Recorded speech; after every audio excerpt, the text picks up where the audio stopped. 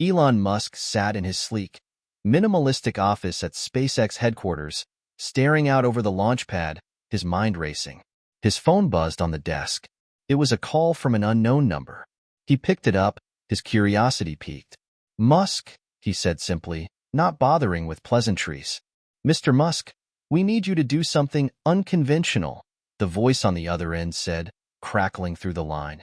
It wasn't the kind of voice he was used to hearing, nor the kind of conversation he was used to having, but that only made it more intriguing. "Go on," Elon replied, his mind already shifting gears. He was always up for a challenge. "We need you to go undercover," the voice continued, "at Toyota." Elon raised an eyebrow. Toyota? The largest automaker in the world? The company that had long dominated the industry while Tesla was still clawing its way to the top. "Undercover?" Elon repeated, his voice skeptical but intrigued. "Why?" "You'll find out soon enough. Just trust us. It's critical for Tesla and the future of the entire automotive industry." A chill ran down his spine.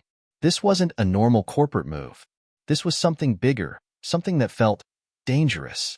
But then again, wasn't that always the case with Elon Musk? The bigger the risk, the greater the reward. The idea of secretly infiltrating Toyota, discovering their next big move, or uncovering a hidden threat to Tesla. It was both thrilling and terrifying. You'll be given a new identity, new role, and full access to their operations.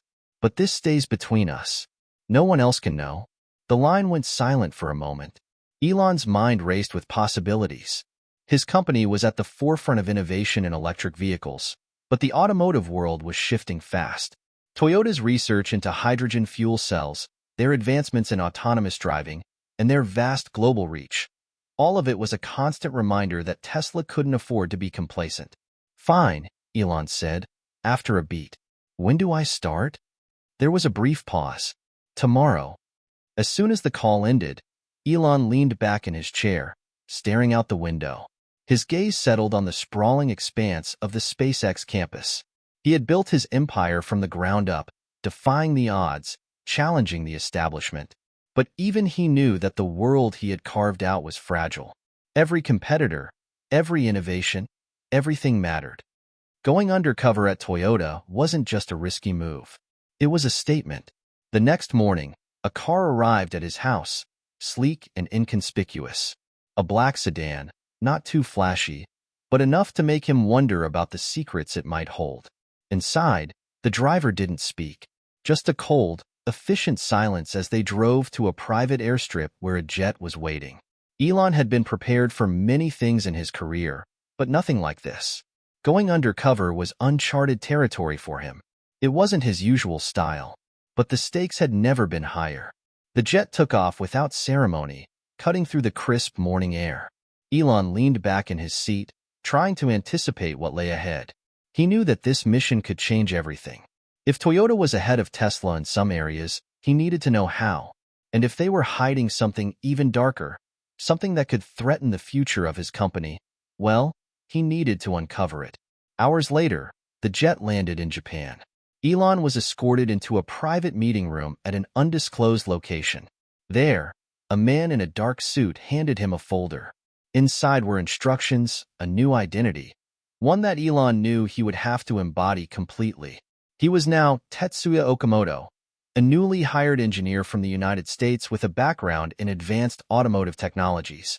His mission: to gain as much insight as possible into Toyota's plans, particularly their electric and autonomous vehicle initiatives. But it wasn't just about getting information. It was about surviving in an environment where trust was rare and enemies could be anywhere. He had to play the game. The stakes were much higher than corporate espionage. That evening, Elon stood in front of a mirror, adjusting the suit that had been tailored for him. He wasn't the billionaire genius, Elon Musk, anymore. He was a regular guy, Tetsuya Okamoto. For the next several months, his every move would be under scrutiny. He couldn't afford a single misstep. The challenge would be more than just understanding Toyota's operations. He had to infiltrate their inner circle. He had to understand their culture, their leadership, their fears, and above all, he had to find out what secrets they were hiding. As he boarded a private car that would take him to his temporary living quarters, Elon couldn't help but think, What was Toyota hiding? What was so critical that they were willing to risk everything to keep it under wraps? The answer, he was sure, would change everything. But he wasn't prepared for what he would uncover. What will happen if you suddenly lose everything and have no one by your side? Elon asked himself. He was about to find out. Elon Musk was never one to shy away from a challenge. But this was something entirely new. As he settled into the nondescript apartment, his temporary base for the next few months, he couldn't help but reflect on the long and turbulent journey that had brought him to this point. The quiet hum of the city outside reminded him that the world was constantly shifting, constantly evolving, and he had to keep up. He walked over to the small desk and unpacked the folder. Inside were the basics, a carefully crafted backstory, a resume, and a list of assignments he would need to complete during his time at Toyota. His new identity was well prepared. Tetsuya Okamoto, an engineer with a degree from MIT and years of experience in autonomous driving technology. It was believable, but still, the weight of it all felt surreal. Elon had built his reputation on thinking big, on seeing the future before anyone else could. Whether it was colonizing Mars or launching electric cars that could change the world, he had never been afraid to take the leap. But this mission, this secret war against Toyota, was different. It wasn't just a battle of ideas or products. It was a battle for survival. He thought back to the early days, to the risks he took that no one else would dare take. Tesla was his vision, his baby, born out of a need to prove that electric cars could be more than just a niche market. It wasn't about the money. It was about revolutionizing an entire industry, proving that the world could run on sustainable energy. He had put everything on the line for that vision. His own money, his own time, his reputation. There were moments, especially early on, when it seemed like Tesla would fail. And yet, he had pushed through. Because that's what he did.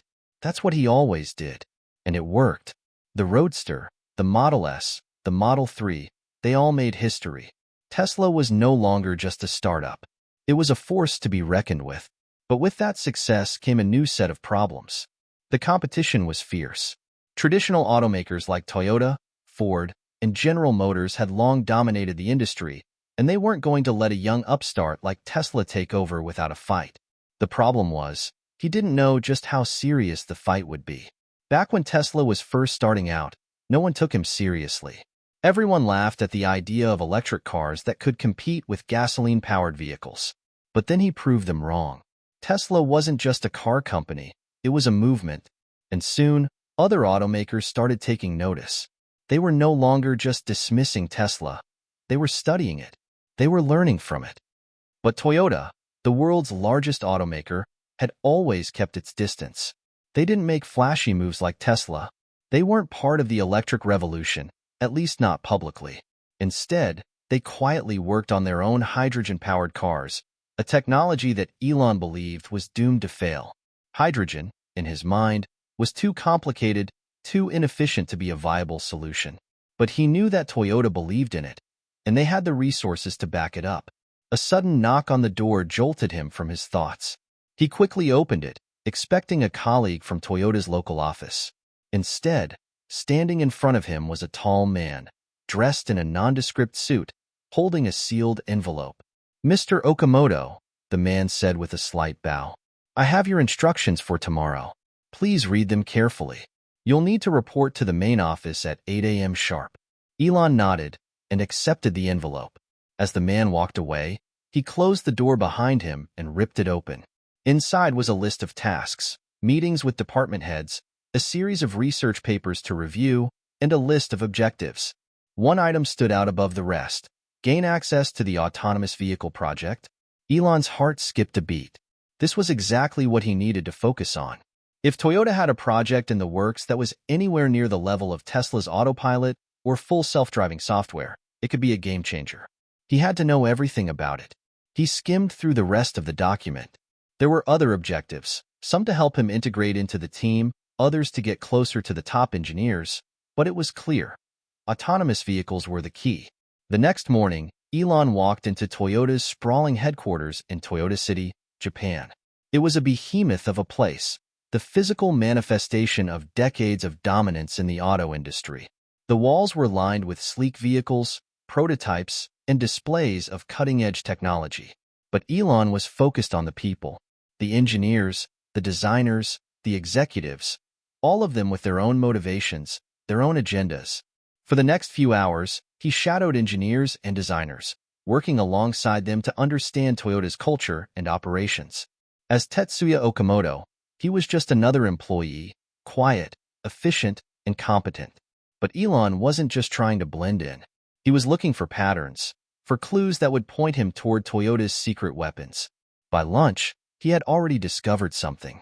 A small, seemingly insignificant project team was working on something related to AI, specifically, an AI that could potentially revolutionize autonomous driving. The group was small, but there was something in their eyes, a sense of urgency and secrecy, that made Elon believe this was the key. That afternoon, he attended a meeting about Toyota's hydrogen fuel cell program. The room was filled with executives who spoke passionately about their vision for a hydrogen-powered future. They discussed partnerships with oil companies, government incentives, and the potential for hydrogen to become the world's primary fuel source for vehicles.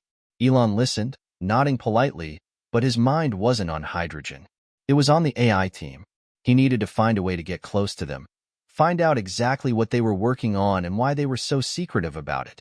As the day came to a close, Elon sat in his small apartment, staring at his phone.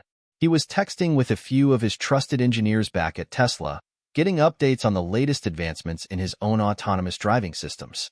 But there was something unsettling about what he had learned today. Toyota was playing a much bigger game than he had anticipated. The hydrogen fuel cells were just the tip of the iceberg. Beneath that, there was something much bigger, something far more disruptive. He could feel it. The stakes were higher than ever. And he hadn't even scratched the surface yet. What would you do if you suddenly lost everything? Elon thought to himself, running his fingers over the papers on his desk. What would you do if your entire empire was under threat by a force you couldn't even see yet? He didn't have the answer. Not yet. But he was about to find out. The days blurred together as Elon adapted to his new life as Tetsuya Okamoto. Every morning, he slipped into his nondescript suit, meticulously fitting into the role of a modest engineer at Toyota. At first glance, he was just another cog in the massive machine. An eager employee doing his part, staying quiet, and following the orders of his superiors. But Elon's mind never stopped working. Every interaction, every hallway conversation, every fleeting glance from a colleague was data he processed, analyzing their motives, their concerns, their loyalties. The most successful undercover agents understood that it wasn't just about learning the secrets of an organization. It was about blending in so seamlessly that no one ever suspected you.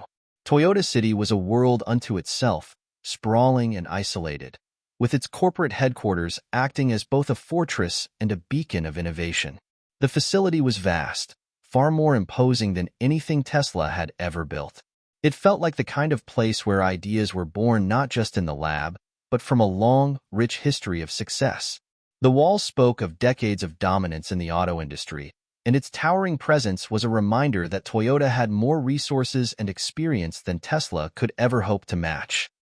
Elon wasn't here just to steal secrets. He was here to understand how they thought, how they moved, and what made them tick. The first few days were the hardest. As Tetsuya Okamoto, Elon had to adopt a different mindset. Gone was the visionary CEO with a global reach, the man who could shape the future with a single tweet. Here, he was just another engineer, a faceless employee who couldn't afford to stand out. He spent hours poring over paperwork, pretending to understand the technicalities of Toyota's current projects, all while keeping an eye out for any signs of major developments that could threaten Tesla. His direct supervisor, Hiroshi Tanaka, was a man of few words, stern, methodical, and a staunch believer in Toyota's traditional methods. Tanaka was the kind of engineer who trusted in proven systems, where the focus was on gradual, incremental progress rather than radical disruption. To most, Tanaka seemed like a model employee, but Elon wasn't fooled. He could sense the underlying tensions in the man's demeanor. There was something behind those quiet eyes. And that something, Elon knew, was important. The first breakthrough came during a lunch break. Elon sat at a crowded cafeteria table, eating a meal that felt strangely out of place for someone accustomed to the more modern, tech-driven atmosphere of Tesla. He listened carefully to the conversations around him, half paying attention to the food in front of him, while his mind processed every word spoken in the room. A conversation between two senior engineers caught his ear. They were speaking in hushed tones, their voices barely audible over the clattering of trays and dishes. One of them, a man named Ruji, was discussing a new direction the company was pursuing. He didn't go into specifics, but the way he spoke, his body language, the urgency in his tone, suggested something big was coming down the pipeline, something that wasn't publicly known yet. "Have you heard about the Next Generation project?" Ruji asked, his voice low. The other engineer nodded. "I've heard whispers. Some kind of AI. They say it could put us ahead of Tesla in the autonomous space. But no one is talking openly about it. Too many eyes on us." Elon's pulse quickened. The AI project, this was the lead he needed. Toyota had already been working on autonomous driving, but if what Ruji said was true, they were about to leap ahead in a way that Tesla hadn't anticipated. But why the secrecy? If this was such a breakthrough, why keep it hidden? The next day, Elon set out to find answers. He spent the morning observing and probing, but most of the information seemed irrelevant. Toyota's focus remained firmly on hydrogen fuel cells and hybrid vehicles, with only the occasional mention of AI-driven systems. Nothing seemed out of the ordinary until, later in the afternoon, he was given an unexpected assignment. Tanaka, his supervisor, asked him to sit in on a private meeting with a small team of engineers. Elon's heart skipped a beat. This could be his chance to get closer to the truth. The meeting was held in a small, windowless conference room, far removed from the main office floors. The team was discussing something called the Project Zeta, which, based on the cryptic notes scattered across the table, appeared to be an initiative designed to combine AI with Toyota's existing vehicle platforms. But there was little to no information available about what exactly this project entailed. The presentation was vague, full of technical jargon that Elon could easily understand, but was clearly designed to confuse outsiders. He was getting closer, but still, no one would speak plainly. Everyone in the room seemed to know more than they were letting on. But what were they hiding? That night, back in his temporary apartment, Elon found himself staring at the ceiling, his mind racing. The pieces were starting to fit together, but there were still too many gaps. He knew he had to be careful. Trusting the wrong person could cost him everything. He couldn't afford to make a mistake. Then, as if by instinct, Elon picked up the phone and dialed a number he had memorized months ago. It was a secure line, used only for emergencies. "Elon," came the voice on the other end. "Is everything okay?" He paused for a moment, choosing his words carefully. "I found something. I think they're working on something big, something in the AI space. I need more intel." There was a long silence before the voice responded. "We've been tracking their activities for months. But if they're moving faster than we anticipated, this could be a problem. We'll keep you posted. Be careful, Elon. You're walking a very fine line." Elon disconnected the call and sat back in his chair, deep in thought. He was closer than ever to uncovering the truth. But what would it mean for Tesla and for the future of autonomous driving if Toyota really was ahead of the game? What if they had a breakthrough that could leapfrog everything Tesla had worked so hard to build? And what about the other piece of the puzzle? The AI project that seemed to be at the center of it all. Elon had a sinking feeling in his stomach that whatever Toyota was working on, it wasn't just a competitive edge. It was something far more dangerous. But what was it? As the days passed, Elon grew more and more isolated from his colleagues. He spent his evenings sifting through papers and notes, trying to make sense of everything he had learned. Each day, the web of secrets and lies surrounding Toyota became more tangled. There were too many moving parts, too many players involved for him to trust anyone. He was no longer just a visitor in Toyota City. He was a player in a high-stakes game where the lines between friend and foe were blurred. And in this game, one wrong move could cost him everything. What would you do if you were in Elon's shoes? If you were walking into the belly of the beast, trying to uncover the secrets of your biggest competitor? Would you trust anyone? Or would you keep your cards close to your chest, knowing that the future of everything you've built could be at stake? The real question was, could Elon Musk survive the game Toyota was playing, or would he lose everything? He didn't have the answer. But one thing was certain, the stakes had never been higher. Elon had never felt so completely out of his element. In the weeks since he had arrived at Toyota City, he had become increasingly aware of how meticulous and guarded everything was. The more he observed, the more he realized just how deeply entrenched Toyota was in its ways. Its culture of discipline, its obsession with process, and its commitment to staying one step ahead of the competition. But despite all of that, there was something off. There were rumors, whispers, and subtle clues that told him Toyota wasn't as calm and controlled as it appeared. Behind the sleek exterior of innovation lay a network of secrets, and Elon was determined to uncover them.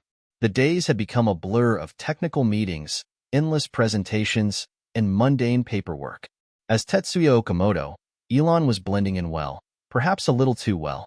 He could feel his colleagues beginning to trust him, to accept him as one of their own. But deep down, Elon knew that he was playing a dangerous game. Every smile, every polite nod, was a carefully constructed mask. No one could know that he was there to dig up secrets, to find the one thing that could change everything. It was on one of these seemingly ordinary days that Elon got his first real lead. He had been assigned to work with a small group of engineers on a technical review for one of Toyota's upcoming hybrid vehicles. It was a minor task, nothing glamorous. But as he sat in the meeting room, listening to his colleagues discuss the latest fuel efficiency algorithms, his eyes caught a detail on one of the slides, Project Zeta. The term wasn't new to him. It had been mentioned in passing by one of the engineers during a lunch break, but he hadn't thought much of it at the time. Now, seeing it on the slide, he realized this wasn't just some obscure internal project. It was something important. The group was speaking about it with a level of reverence that suggested this was something beyond a typical product development cycle. He glanced around the table. Tanaka, his supervisor, was at the head of the meeting, calmly reviewing the data. The engineers in the room were all taking notes, heads bent low in concentration. But Elon knew he had to act quickly. He couldn't just sit there and let this opportunity slip by. After the meeting, he approached Ruji, the engineer he had overheard in the cafeteria, who seemed to know more than he let on about the project. Elon waited until the room cleared out, then casually walked up to him, pretending to examine some of the technical documents that were scattered around. Ruji, Elon began, using his new identity smoothly. I've been thinking about Project Zeta. Do you have any more details on that? I've heard some interesting things from the team. Ruji looked up, his eyes narrowing for a brief moment. For a split second, Elon thought he might have gone too far, but Ruji's expression relaxed. It's a big project, he said quietly, glancing around to make sure no one else was listening. Very confidential. You'll probably hear more about it soon enough. But it's going to be a game changer. Elon leaned in slightly, lowering his voice. What kind of game changer? AI? Autonomous driving? Ruji hesitated. I can't say too much. It's not just AI. It's the next step in driving technology. Imagine everything Tesla has done with autonomous cars, but more, much more. It's like we're creating a new kind of intelligence, one that doesn't just drive the car but understands the world around it in ways no human ever could. The words hit Elon like a lightning bolt. More than Tesla? A new kind of intelligence? He took a mental step back, allowing Ruji to continue without pressing too hard. Let's just say that this could change everything, Ruji added. And it's going to put Toyota in a completely different league from where we are now. The project is still in its early stages, but the direction is clear. We've got some of the best minds working on it. As Ruji walked away, Elon stood there, frozen for a moment, his mind racing. This wasn't just another R&D project.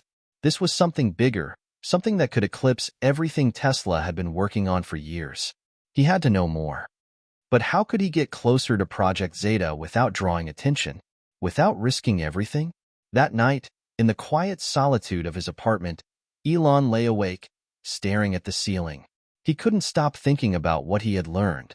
If Toyota was truly working on something that advanced, something with the potential to leapfrog Tesla, he had to find a way to infiltrate it. He needed to get access to the core team, to the data, to the AI behind it. But every move had to be calculated. He remembered the strange warning Ruji had given him. It's going to put Toyota in a completely different league. What if that league wasn't just ahead of Tesla, It was an entirely new category of driving technology. What if Toyota wasn't just trying to beat Tesla? They were trying to leapfrog the entire industry. The next day, Elon's opportunity came. During a routine check-in with Tanaka, he was asked to help review a new set of documents related to Project Zeta. The mention of it came almost casually, but Elon's heart skipped a beat. He tried to remain calm, responding with the usual polite detachment. "Of course, Tanaka-san. I'd be happy to help," he said, keeping his voice steady. Tanaka didn't seem to notice the slight edge in Elon's tone. "Great. We'll need your input by the end of the day. It's very important."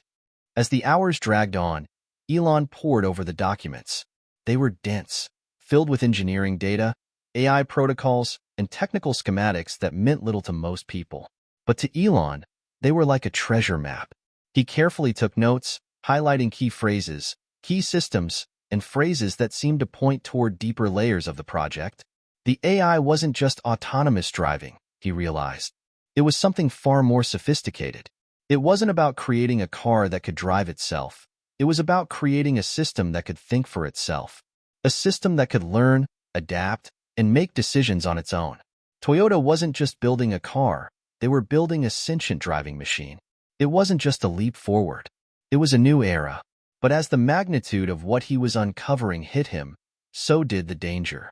If Toyota succeeded in creating such a system, Tesla would be left in the dust. It wasn't just about competing anymore, it was about survival. If Tesla couldn't keep up with this kind of technological leap, Elon's entire vision, his empire, could crumble. He had to stop this. He had to figure out a way to steal the technology, or at the very least, sabotage it before it could go live. But how? As the day drew to a close, Elon sat in his apartment, staring at the documents he had collected. His mind was spinning. Project Zeta wasn't just a game changer. It was a threat to everything Tesla had worked for. He could feel the walls closing in. Toyota wasn't just another competitor. They were about to redefine what a car could be, and if Elon didn't act quickly, Tesla might not survive. What would you do if you were in Elon's shoes? If you were walking the razor's edge between success and total failure, would you take the fight directly to Toyota? Or would you try to outsmart them before they even knew you were playing? Elon knew the answer. He had to beat them at their own game, and he was going to need every ounce of cunning and intellect he had to do it. But he also knew one thing for certain. The stakes were higher than ever. Elon had always believed that the best way to stay ahead of the competition was by thinking not just outside the box, but by completely reinventing the box. He had done it at Tesla, with SpaceX, and even in his ambitious ventures like the Boring Company. But this was different. Toyota's Project Zeta wasn't just another car or another piece of technology. It was a paradigm shift. And if he was going to outmaneuver them, he needed to understand not just the technology, but the people behind it. Elon's mind worked in overdrive. He knew his next steps had to be calculated with surgical precision. The first thing he needed was access to the inner circle of Project Zeta. He couldn't just keep reading documents in his small, sterile apartment or get vague, second-hand information from engineers like Ruji. He needed to be in the room where the real decisions were being made. He needed to make himself indispensable to the team. The opportunity came unexpectedly. Elon was sitting at his desk late one evening, pretending to run some diagnostic simulations for a project he had been assigned to.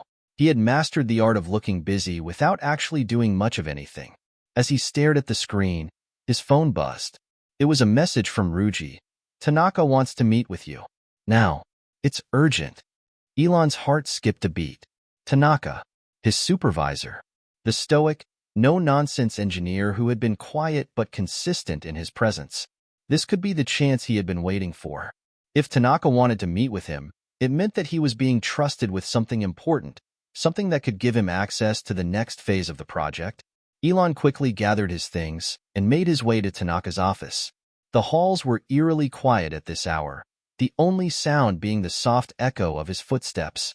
He felt a surge of anticipation mixed with the creeping anxiety of knowing how high the stakes were.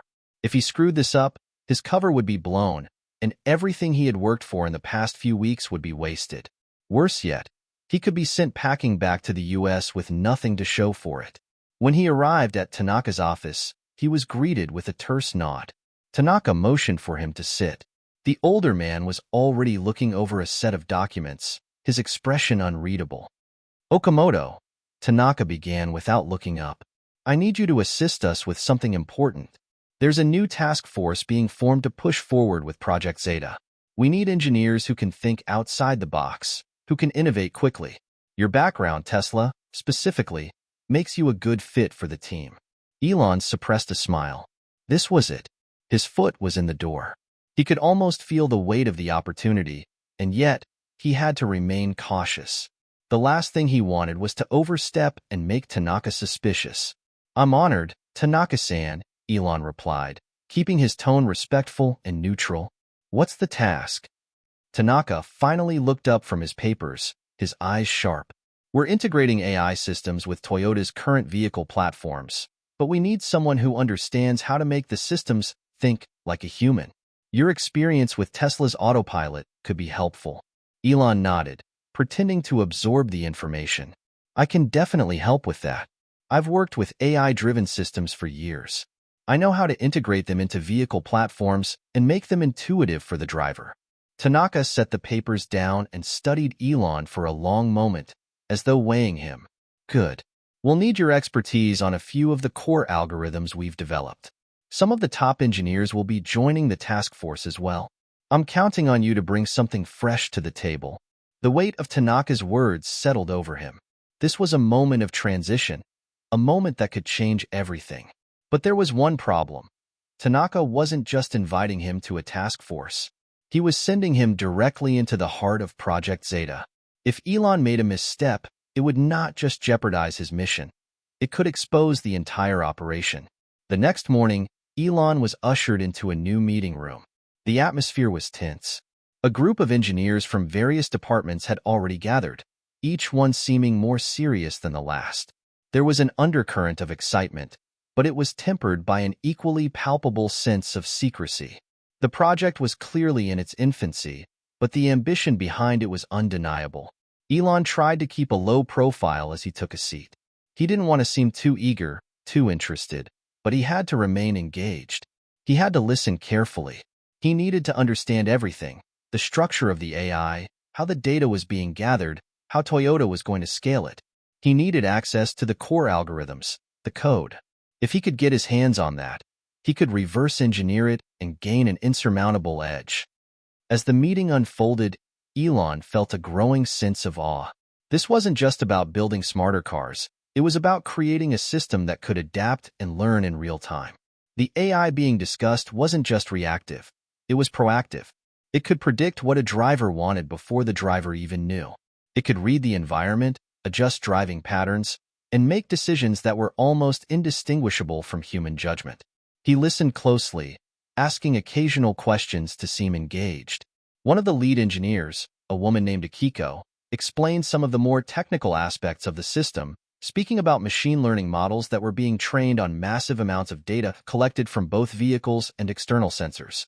There was talk of a neural network that could process real-time data from not just the car's sensors, but from traffic patterns, weather forecasts, and even driver preferences. This wasn't just a car that could drive itself. This was an intelligence that could change the way humans interacted with machines altogether. Later that night, after the meeting had adjourned, Elon found himself wandering the halls of Toyota's research facility, unable to shake the enormity of what he had learned. He couldn't afford to wait any longer. If he was going to succeed in stopping Project Zeta, or worse, stealing it, he needed to act now. But the question was, how? As he passed by a security checkpoint, he noticed something curious.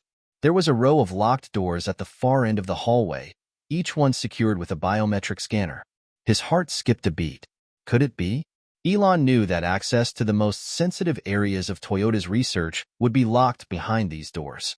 And while he had always prided himself on his ability to think fast, he couldn't help but feel a twinge of uncertainty. If he tried to break into the system now, it could ruin everything. But the opportunity was too big to ignore. And if there was one thing Elon Musk knew how to do, it was take risks. What would you do if you were in Elon's position? You've infiltrated the very heart of your biggest competitor's most ambitious project, but now you have the chance to take everything they've worked for. Do you stay patient and continue to gather intel? Or do you risk it all and go for the most dangerous move of all? Stealing their secrets? Elon knew he was on the brink of something monumental. But now, more than ever, the question wasn't just about what he would do. It was whether he could pull it off without getting caught. The decision weighed heavily on Elon. He had spent years building Tesla into the juggernaut it was today, but now he found himself staring at the very core of what could become his greatest rival. Toyota's Project Zeta wasn't just another technological leap. It was a revolution. It was a vision of autonomous driving and AI-powered vehicles that could leave everything Tesla had built in the dust. In a strange way, this wasn't about competition anymore. It was personal. For Elon, this was about proving something, about making sure that Tesla didn't just survive, but thrived in a future where everything was being redefined. But the question remained, could he pull it off? Could he outsmart one of the most secretive companies in the world and steal its secrets without getting caught? It had been days since Elon had stumbled upon the locked doors at the end of the hallway, but the temptation to investigate had only grown. His mind raced with possibilities. If he could gain access to the data behind Project Zeta, he could reverse engineer the algorithms, tweak them, and potentially leapfrog Toyota's lead. But that would mean crossing a line, breaking into one of the most secure facilities in the world. Elon knew that getting caught would destroy everything. His cover as Tetsuya Okamoto would be blown. His mission would fail. And worst of all, he might be handed over to Japanese authorities, risking not only his reputation but his freedom. For days, he played it safe. He gathered more intel from the meetings, attended presentations, and even offered suggestions to some of the engineers. Nothing too groundbreaking, but enough to keep the suspicion at bay. But deep down, he knew it wasn't enough. Every moment he waited felt like a moment Toyota was getting closer to realizing their vision of the future. And that future, as it stood, didn't have Tesla in it. On a particularly quiet night, with most of the team having gone home, Elon decided to take the plunge. The halls were empty, save for a few security personnel making their rounds. Elon slipped into the shadows, making his way toward the restricted section of the building. The doors with the biometric locks loomed ahead, taunting him with their impenetrability. He had spent hours studying the security systems, learning the routines of the guards, and finding the perfect moment to strike. He knew the cameras would be rolling, but they would be focused on the main entrances. The hallways leading to the restricted area were monitored less rigorously, which gave him a small window of opportunity. Elon approached the first door, a sleek, steel panel with a card reader and a fingerprint scanner. His heart pounded in his chest as he carefully checked the corridor. No guards in sight. He reached into his jacket pocket and pulled out the small, modified USB stick he had swiped from the R&D office earlier that week. It wasn't much, but it was enough to bypass the security systems in place. The stick had been designed to mimic an authorized badge, something that would get him through the first layer of defense. He inserted it into the card reader, and the green light flashed. The door clicked open with a soft mechanical whir. Inside, the air was thick with the sterile scent of high-tech equipment. This wasn't just any part of the facility, it was the nerve center of Project Zeta. Multiple screens lined the walls, showing intricate data streams and complex simulations of autonomous vehicles interacting with environments in real time. Elon's heart raced. This was it, the prize he had come for. But as he approached the central terminal, he realized something was wrong. The room was more secure than he had anticipated. In addition to the biometric scanners, there were multiple layers of encryption and data locks that required more than just a USB stick to crack. He couldn't help but feel a surge of frustration. It was like trying to pick a lock with the wrong tools. But Elon wasn't one to back down from a challenge. He had been in situations like this before, from hacking his own systems at Tesla to sneaking into competitors' headquarters. The problem wasn't the technology, it was the time. He didn't have much of it. The longer he spent here, the greater the chance that someone would come looking for him. He began working quickly, plugging his laptop into the terminal and running a series of algorithms that would attempt to bypass the encryption. The process was slow, agonizingly slow, but after what felt like an eternity, he saw the first signs of progress. The encryption was weakening, and the data began to unfurl before him like a map, revealing the structure of the entire AI system behind Project Zeta. As the data poured in, Elon's eyes widened. What he was seeing wasn't just a series of driving algorithms. It was the blueprint for a self-aware AI. The system didn't just adapt to the road. It learned from everything it encountered. It could optimize its driving patterns based on weather, traffic, even the driver's emotions. It wasn't just creating an intelligent vehicle. It was creating an intelligent system that could think, learn, and evolve. Elon could feel the weight of the discovery pressing down on him. This wasn't just a car. It was a new form of life. But before he could delve deeper into the data, a sudden noise echoed through the hallway. Footsteps. He froze. His heart rate skyrocketed as he snapped his laptop shut and quickly unplugged it from the terminal. He couldn't afford to get caught. The footsteps were getting closer. He dashed toward the door, praying that the USB stick wouldn't fail him now. Sweat trickled down his neck as he glanced over his shoulder, hearing the faint sound of someone entering the corridor.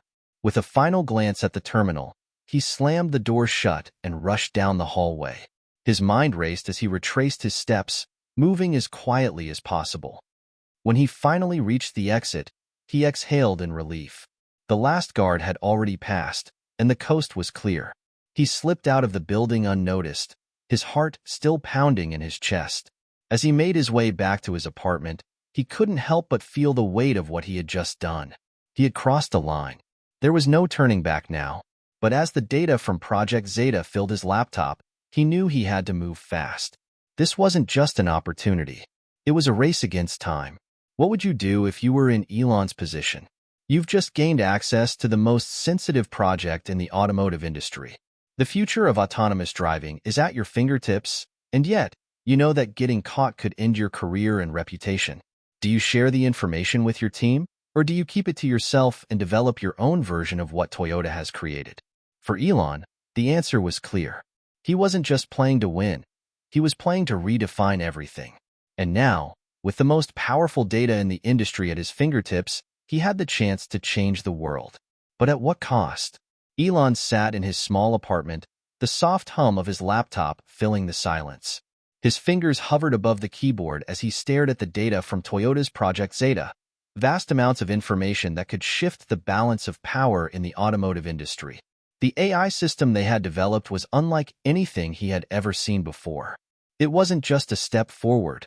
It was a leap into uncharted territory. And now, he had it all at his fingertips. But with this power came a heavy burden. Elon had always prided himself on taking risks, on thinking big and acting fast.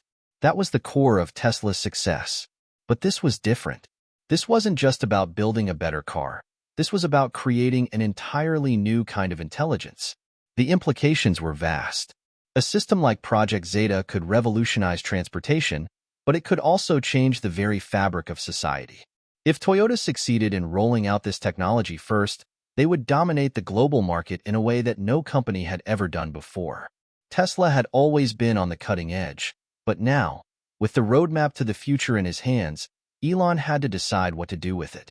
He could take this data and use it to leapfrog Toyota's efforts, creating an AI-driven vehicle system that surpassed anything in existence. But doing so would mean stealing their ideas, becoming the very thing he despised, a copycat. And then there was the other side of the equation. He could sit on the information, pretend it never happened, and walk away. But that would mean conceding defeat to Toyota and allowing them to reshape the future without ever having made his mark. The hours passed as he reviewed the data again and again, each line of code more complex than the last. He wasn't just looking at an algorithm. He was looking at a vision, a roadmap to a future where machines could make decisions as well as humans, if not better. Elon knew that if he could implement this AI system at Tesla, he would not only be able to push his cars to new heights, but could also redefine the role of human beings in the driving process altogether. Yet, even as the possibilities filled his mind, the weight of his actions pressed harder against his conscience. He had crossed a line. He had stolen intellectual property, something that could get him blacklisted in the tech world, or worse, lead to legal action that could bankrupt Tesla. But then, as his eyes flickered to the data once more, something changed. A particular section of the algorithm caught his attention, a subtle discrepancy buried within the lines of code. It wasn't a bug, but a flaw, a vulnerability that, if exploited, could potentially bring the entire system crashing down. It was small, almost invisible to anyone without the right eye. But Elon knew what it meant. If Toyota's engineers didn't catch it, it could leave their AI vulnerable to attacks or malfunctions down the line. The thought of revealing this flaw was almost too tempting to resist. He could send an anonymous tip to Toyota, showing them the mistake they had made. It would be a way to undermine their work without directly taking advantage of their technology. It was the perfect way to strike back at the company that had threatened Tesla's future without having to cross any moral boundaries. At the very least, it would buy him some time. The dilemma gnawed at him for hours. He was caught between his desire for innovation and his sense of ethics. He could expose Toyota's weakness, but would that be fair game? Or was he simply taking the low road to sabotage their progress? It was just after midnight when Elon made his decision. He took a deep breath and typed a brief email. Subject: Potential issue in Project Zeta's algorithm. 2. Toyota R&D team, anonymous email address. I've been reviewing some aspects of the Project Zeta AI, and I've come across a minor flaw in the way the system adapts to real-time data inputs. It's a small discrepancy, but I believe it could lead to long-term vulnerabilities. I thought you should be aware of it before it becomes a bigger issue. Regards, an anonymous developer. With a few clicks, he sent the message and closed his laptop. There was no going back now. He couldn't undo what he had done, but at least he had made sure Toyota wouldn't proceed blindly, unaware of the weakness in their system. The ball was now in their court. Elon leaned back in his chair, his eyes staring at the blank screen before him. It felt like a small victory, but he knew this was only the beginning. The next few days passed in a blur.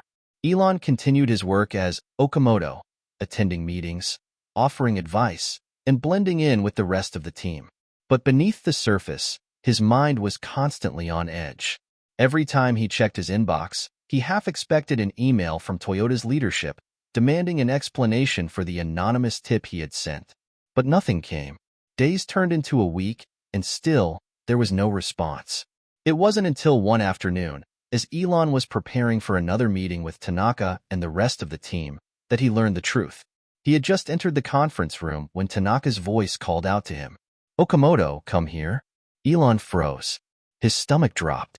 Tanaka wasn't known for calling people over for casual conversations. Had they discovered his deception? Had Toyota traced the anonymous email back to him? Tanaka was standing by the whiteboard, his arms folded across his chest. His expression was unreadable. "Do you know about the issue with the AI algorithms?" Tanaka asked bluntly, his gaze sharp. Elon's heart raced. He forced himself to maintain his composure. I'm not sure what you mean." Tanaka's eyes narrowed. "A flaw in the system was brought to our attention. It wasn't a major issue, but we've been investigating it. Someone pointed it out to us. Do you know anything about that?" Elon's mind raced. It was clear that Tanaka was fishing for information, but why? Had they found the vulnerability he had exposed, or was this something else entirely? "I don't know anything about it," Elon said, trying to sound casual. "I've been focused on the task at hand." Tanaka studied him for a moment, then nodded. "All right, just making sure. If you hear anything, let me know." Elon forced a smile, but inside, his mind was spinning. The flaw he had exposed had been discovered, but not by the person who should have found it first. Tanaka hadn't traced the email back to him. It was clear now. Toyota was aware of the issue, but they hadn't linked it to Elon. For now, at least, he was safe. That night, as Elon walked back to his apartment, a feeling of unease settled over him. He had played it safe. He had exposed the flaw without directly interfering. But this was far from over. Toyota was onto him, even if they didn't know the full extent of his actions. The quiet suspicion in Tanaka's eyes was all he needed to know. What would you do if you were in Elon's position? You've successfully exposed a flaw in your competitor's system, but the risks are mounting. You're playing a dangerous game, and now it seems like Toyota is beginning to catch on. Do you continue pushing forward with your mission, or do you pull back before it's too late? For Elon, the answer was becoming clearer by the day. He couldn't stop now, not when he was so close to uncovering everything Toyota had worked for. But with every step forward, the consequences of his actions became harder to ignore. The pressure of walking the fine line between genius and recklessness began to weigh heavily on Elon. Each day that passed seemed to raise the stakes. He had successfully manipulated Toyota's internal systems without getting caught, but each small victory only seemed to invite bigger risks. His heart raced with every new step he took, the shadow of potential exposure growing larger with every passing hour. For the first time in days, Elon allowed himself a rare moment of solitude. He sat at his desk, the dim light of his laptop casting long shadows on the walls. The data from Project Zeta was still open in front of him, its complexity almost hypnotic, a window into the future of autonomous vehicles. Yet the more he studied it, the more unsettling the entire situation became. He wasn't just playing with the future of transportation anymore. He was meddling with forces that he didn't fully understand. The anonymous tip he had sent to Toyota had been effective. They had acted on it swiftly, launching an internal investigation to root out the flaw in their AI system. Elon had watched from the sidelines, knowing that he had given them just enough to stay ahead without fully tipping his hand. But the flaw wasn't the only thing that gnawed at him. The deeper he dug into Project Zeta, the more he realized how dangerous this kind of power could be. If perfected, the AI could fundamentally alter the relationship between humans and machines, could make autonomous driving so smart, so intuitive, that people would rely on it without a second thought. But what happens when a machine becomes too smart, too self-aware? The idea of living in a world where machines could predict and potentially manipulate human behavior was both thrilling and terrifying. Elon had always believed that technology should serve humanity, not the other way around. But what if Project Zeta wasn't just a tool? What if it could evolve into something that controlled the future, that shaped the decisions of every driver and every company in the industry? What would be the ethical cost of creating something so powerful? These questions had no easy answers. But as he pondered them, his phone buzzed. Elon glanced at the screen, noticing a message from Tanaka. It was brief. "We need to talk. Can you come to my office at 9 a.m. tomorrow?" Elon's stomach twisted. Tanaka's request was too specific, too insistent to be casual. The last few days had felt like a tightrope walk, and now he was being summoned into the lion's den. There could be no other reason for the meeting other than suspicion. It was clear that Tanaka had been watching him more closely. The tip he had sent to Toyota had drawn attention. But had it drawn enough to put his cover in jeopardy? The next morning, Elon dressed carefully in his suit, taking extra care with every detail. The last thing he wanted was to look out of place, to raise any more suspicion than necessary. He arrived at Tanaka's office precisely at 9 a.m., heart pounding in his chest as he stepped into the sleek, glass-walled room. Tanaka was standing by the window, arms crossed, his back turned. "Good morning, Okamoto." Tanaka greeted him without turning around. His tone was cool, professional, but there was an undercurrent of something else, something that Elon couldn't quite place. Elon nodded, trying to maintain an air of composure. "Good morning, Tanaka-san." Tanaka finally turned around, his expression unreadable. "Please have a seat." Elon sat down, his mind racing. Tanaka had always been a tough character. His sharp intellect and keen sense of observation made him a formidable leader.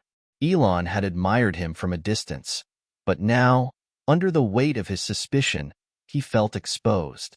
Tanaka studied him for a long moment before speaking again.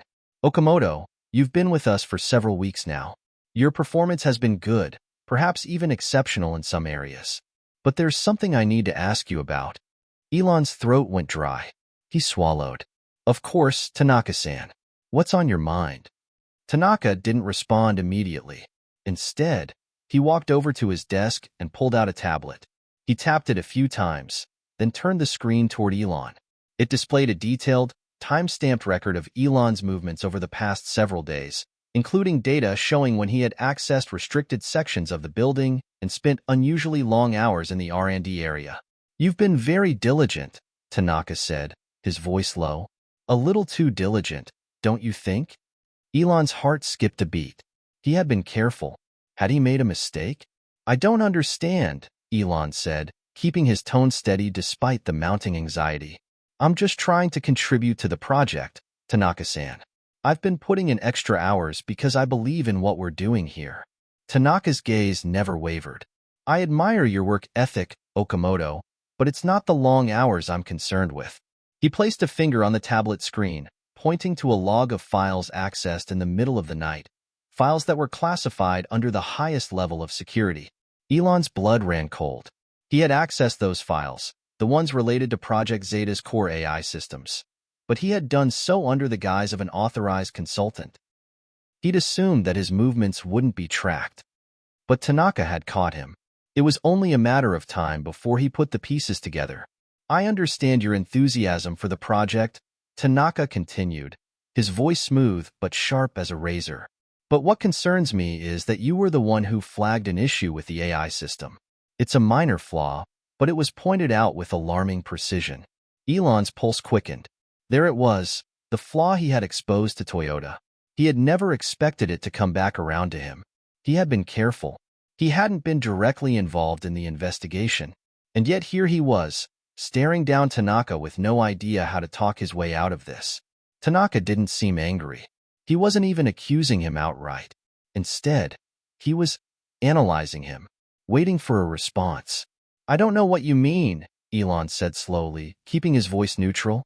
I've been reviewing the AI algorithms. It's part of my job, Tanaka-san. I'm just making suggestions to improve things where I can. Tanaka smiled faintly. Improving things, yes, but sometimes improvement comes with a price. Elon's mind raced. What was Tanaka getting at? Was he playing a game of psychological chess? I'm not accusing you of anything, Tanaka said, his expression unreadable, but I'm beginning to wonder if you've been trying to help yourself more than you've been trying to help Toyota. The words hung in the air like a threat. Elon's mind flashed to the moment he had decided to send the anonymous tip. Had it been a mistake? Was Tanaka onto him? He couldn't let his nerves show now. He couldn't afford to crack. I assure you, Tanaka-san, my only goal is to contribute to this project, Elon said, his voice steady, but his mind racing. I'm not here to undermine anyone. Tanaka studied him for a moment longer, as if weighing the truth of his words. Finally, he nodded. All right, Okamoto, I'll take you at your word for now. But remember, trust is hard to build and easy to destroy. Elon exhaled quietly as he left Tanaka's office. His hands were still shaking. Tanaka hadn't accused him directly, but the suspicion was there. It was clear that the seeds of doubt had been planted. As he walked back to his desk, Elon realized that his careful game was beginning to unravel. Tanaka's words echoed in his mind. Trust is hard to build and easy to destroy. What would you do if you were in Elon's position? You've been caught red-handed accessing restricted files, and the suspicion is now on you. Do you continue playing the game and hope to outsmart Tanaka, or do you reveal your hand and face the consequences? The future of Tesla, and maybe even your career, could be at stake. For Elon, the choice was clear. There was no turning back. Not now. He was in too deep, and the stakes were too high. But every move he made now would bring him one step closer to either triumph or disaster. Elon couldn't shake the feeling that the walls were closing in on him. Tanaka had planted the seed of suspicion, and now it was only a matter of time before that seed grew into a full-blown investigation. Elon had always operated on the edge, always pushing boundaries, always daring to innovate before anyone else. But this was different. This wasn't about just moving faster than the competition. This was about survival. He had exposed Toyota's flaw in their AI system, yes, but now the stakes had shifted. No longer was he just a spy on the inside, trying to outwit his competitors. Now, he was playing a dangerous game where the line between friend and foe had blurred beyond recognition. The next few days at Toyota were eerily quiet. There were no further confrontations with Tanaka, no more pointed questions. But the silence was more unnerving than any accusation could have been. Elon found himself constantly on edge, wondering when the other shoe would drop. Every meeting, every glance from his colleagues, felt like they were all silently judging him. Could Tanaka have already found the evidence he needed? Did someone else know what he had done? He tried to stay focused on his work. There was still plenty to contribute to Project Zeta, and as Okamoto, he had to maintain his cover. The team needed him. Yet, his mind was often elsewhere, back on that critical flaw he had exposed in Toyota's AI system. It had been the perfect strike. one that left him with no clear way to predict the fallout. On the 5th day after his meeting with Tanaka, something happened that changed everything. Elon had just wrapped up a lengthy design review when his phone buzzed. He glanced at it, expecting another generic email from his team, but what he saw instead made his heart race. Urgent. Meeting in 30 minutes. Conference room A. Bring all documents related to your project. It was from Tanaka. Elon's stomach dropped. This was it. The moment of reckoning. He quickly gathered his notes and made his way to the conference room, his mind racing. Was this a trap? Had Tanaka discovered the truth? Or was this simply a routine meeting? There was no way to know for sure. When he arrived, the room was already filled with the top executives from Toyota's R&D division, including several engineers Elon had worked closely with over the past few weeks. The atmosphere was tense, almost oppressive. Tanaka stood at the head of the table, his arms crossed, his face inscrutable. "Please, take a seat, Okamoto," Tanaka said with an almost unnerving calm. Elon sat down, trying to keep his composure, but his palms were slick with sweat. As he glanced around the room, he could see the others trying to hide their curiosity, their wariness. No one said anything. The silence hung like a thick fog. Finally, Tanaka spoke. "We've encountered a problem," he began, his voice steady but serious. "A critical vulnerability in the Project Zeta AI system was brought to our attention by someone who seemed to know far more about our algorithm than a casual observer could. I'm sure you're aware of this flaw." Elon's heart skipped a beat. Someone who knew far more than a casual observer. Was Tanaka talking about him? "I'm not sure if it was an insider," Tanaka continued, "but we've been investigating, and we believe this issue could have serious consequences if not addressed quickly." Elon forced himself to nod. "I understand, Tanaka-san. This system is highly complex. A vulnerability like that is to be expected in any project of this scale." Tanaka studied him for a long moment. "Yes, Okamoto, but there's something we haven't been able to overlook." Elon's pulse quickened. "There are records of who accessed the most sensitive parts of the code in the days leading up to the discovery of the flaw," Tanaka said, his eyes narrowing. "Records that show an unusual pattern of activity from someone on our team." Elon swallowed hard. "This is it." Tanaka paused before continuing. "I'm not accusing anyone yet, but I do need to know, were you involved in exposing this flaw?" Elon's mind raced. He hadn't expected the question to come so directly, so suddenly. His instinct told him to stay calm, to deny everything. But his conscience gnawed at him. If he lied, the consequences could be dire. He knew Tanaka would see through him eventually. But if he admitted it, he would lose everything. The silence stretched between them. Tanaka was waiting for an answer, his gaze intense. Elon cleared his throat. I can't speak to who exactly pointed it out, but I was one of the team members who reviewed the algorithm.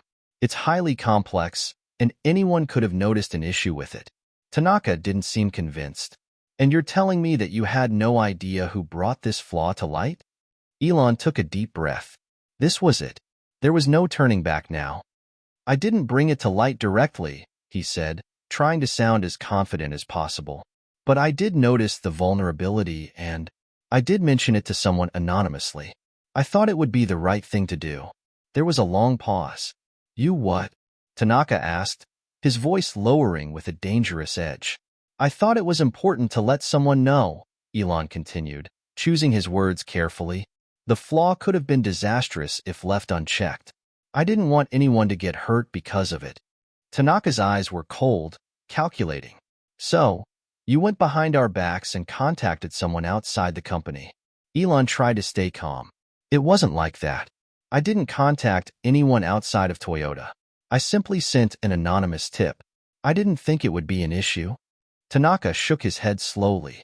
"Okamoto, this is serious. You've broken trust, both with us and with yourself." The weight of the words sank in. Elon knew that Tanaka's disappointment wasn't just about the flaw. It was about the betrayal. Even though Elon hadn't directly sabotaged Toyota, he had acted without their knowledge, without their permission, and that was unforgivable in their eyes. Tanaka leaned forward, his expression now hard. "Here's the thing, Okamoto. You may think you were helping, but in reality, you've made it worse. We don't know who you tipped off or what else you've been doing behind the scenes. But this can't go on. Elon felt his heart sink. This was worse than he had imagined. He had no idea what Tanaka was going to do next, but it was clear that his time at Toyota was quickly running out. As the meeting ended, Elon stood in stunned silence. He had done the right thing in exposing the flaw, but in doing so, he had exposed himself. There was no turning back. Toyota was now watching him closely, too closely, and he knew his cover was about to be blown wide open. What would you do if you were in Elon's position? You've been caught breaking the trust of a company that could make or break your career. Do you come clean, accept the consequences, and face your actions head-on? Or do you continue to hide behind lies and deceit? Either way, the road ahead would be filled with danger and uncertainty. For Elon, the choice was no longer just about protecting his secrets. It was about deciding whether to stay and fight, or walk away and risk losing everything. Elon sat in his car outside the Toyota headquarters, gripping the steering wheel with white knuckles. The parking lot was unusually quiet, the sun slowly dipping below the horizon as the last vestiges of daylight faded into night. Inside his mind, chaos was brewing. Tanaka's words echoed in his ears like a drumbeat, relentless and unforgiving. You've broken trust, both with us and with yourself. It had been hours since the meeting ended, but the weight of what had transpired still hung over him like a suffocating cloud. The confrontation with Tanaka had left him reeling. Despite the calm exterior he had tried to maintain, every nerve in his body was on edge. He had come so far, too far, perhaps, and now it seemed like all of his careful planning, all of his calculated risks, had been for nothing. He had spent weeks infiltrating Toyota's R&D division, learning their secrets, and uncovering weaknesses in their systems. But now, he had exposed himself. There was no going back. Even if he could somehow salvage this, the consequences of his actions were looming large. Could he continue to play the game, or had he reached the end of the line? Elon's phone buzzed, pulling him from his spiraling thoughts. The message was from Tanaka. Meet me at the cafe across the street. 9 a.m. tomorrow. This is bigger than you think. Elon's heart skipped a beat. Bigger than you think? What could Tanaka possibly mean? Was this a final warning, or did Tanaka have something else in mind?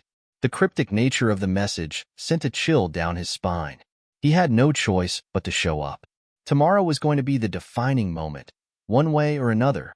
The next morning, Elon arrived at the cafe on time, feeling more like a prisoner than an employee. The quaint little cafe was nearly empty, save for a few early morning patrons sipping coffee and reading newspapers. He spotted Tanaka immediately, sitting by the window, his expression unreadable as always. Elon walked over and took a seat across from him, trying to mask his unease. Tanaka didn't waste any time. You've been careless, Okamoto, Tanaka said, his voice low but steady. The flaw in the AI system was only the tip of the iceberg. What I'm worried about now is the bigger picture. Elon's stomach tightened. He couldn't afford to be caught off guard. What do you mean? He asked, keeping his voice even, despite the tension building in his chest. Tanaka leaned forward slightly, his eyes narrowing. I know what you're really after, Okamoto. You're not just here to help us improve our AI system. You've been trying to steal our most valuable asset, Project Zeta itself. Elon's breath caught in his throat. The accusation hit him like a punch to the gut. Tanaka was right. On some level, he had always known that he was playing a dangerous game, but hearing it out loud was something else entirely. It was no longer about helping Toyota. It was about gaining access to something far more valuable, something that could change the course of history. Elon fought to maintain his composure. I don't know what you mean. I've only been trying to help. I've contributed to the project, given feedback where I could. I never meant to steal anything. Tanaka's gaze softened slightly, but there was still a hard edge to his words. It's not what you meant, Okamoto. It's what you did. You accessed classified files that you shouldn't have. You manipulated data and introduced external influences. You've been playing both sides of this game for far too long. And now, I'm left with a decision. Elon's mind raced. He had hoped to keep up the facade a little longer, to somehow outwit Tanaka, but it was clear that the jig was up. His heart hammered in his chest, his palms sweaty. He needed to think fast. "What decision?" he asked, trying to keep his voice steady. Tanaka took a deep breath and sat back in his chair. For a moment, he seemed to contemplate something. Then, he spoke again, this time with a more measured tone. "I'm giving you two choices," Tanaka said. "You can leave now, disappear, walk away from this mess, and I'll make sure your involvement stays buried.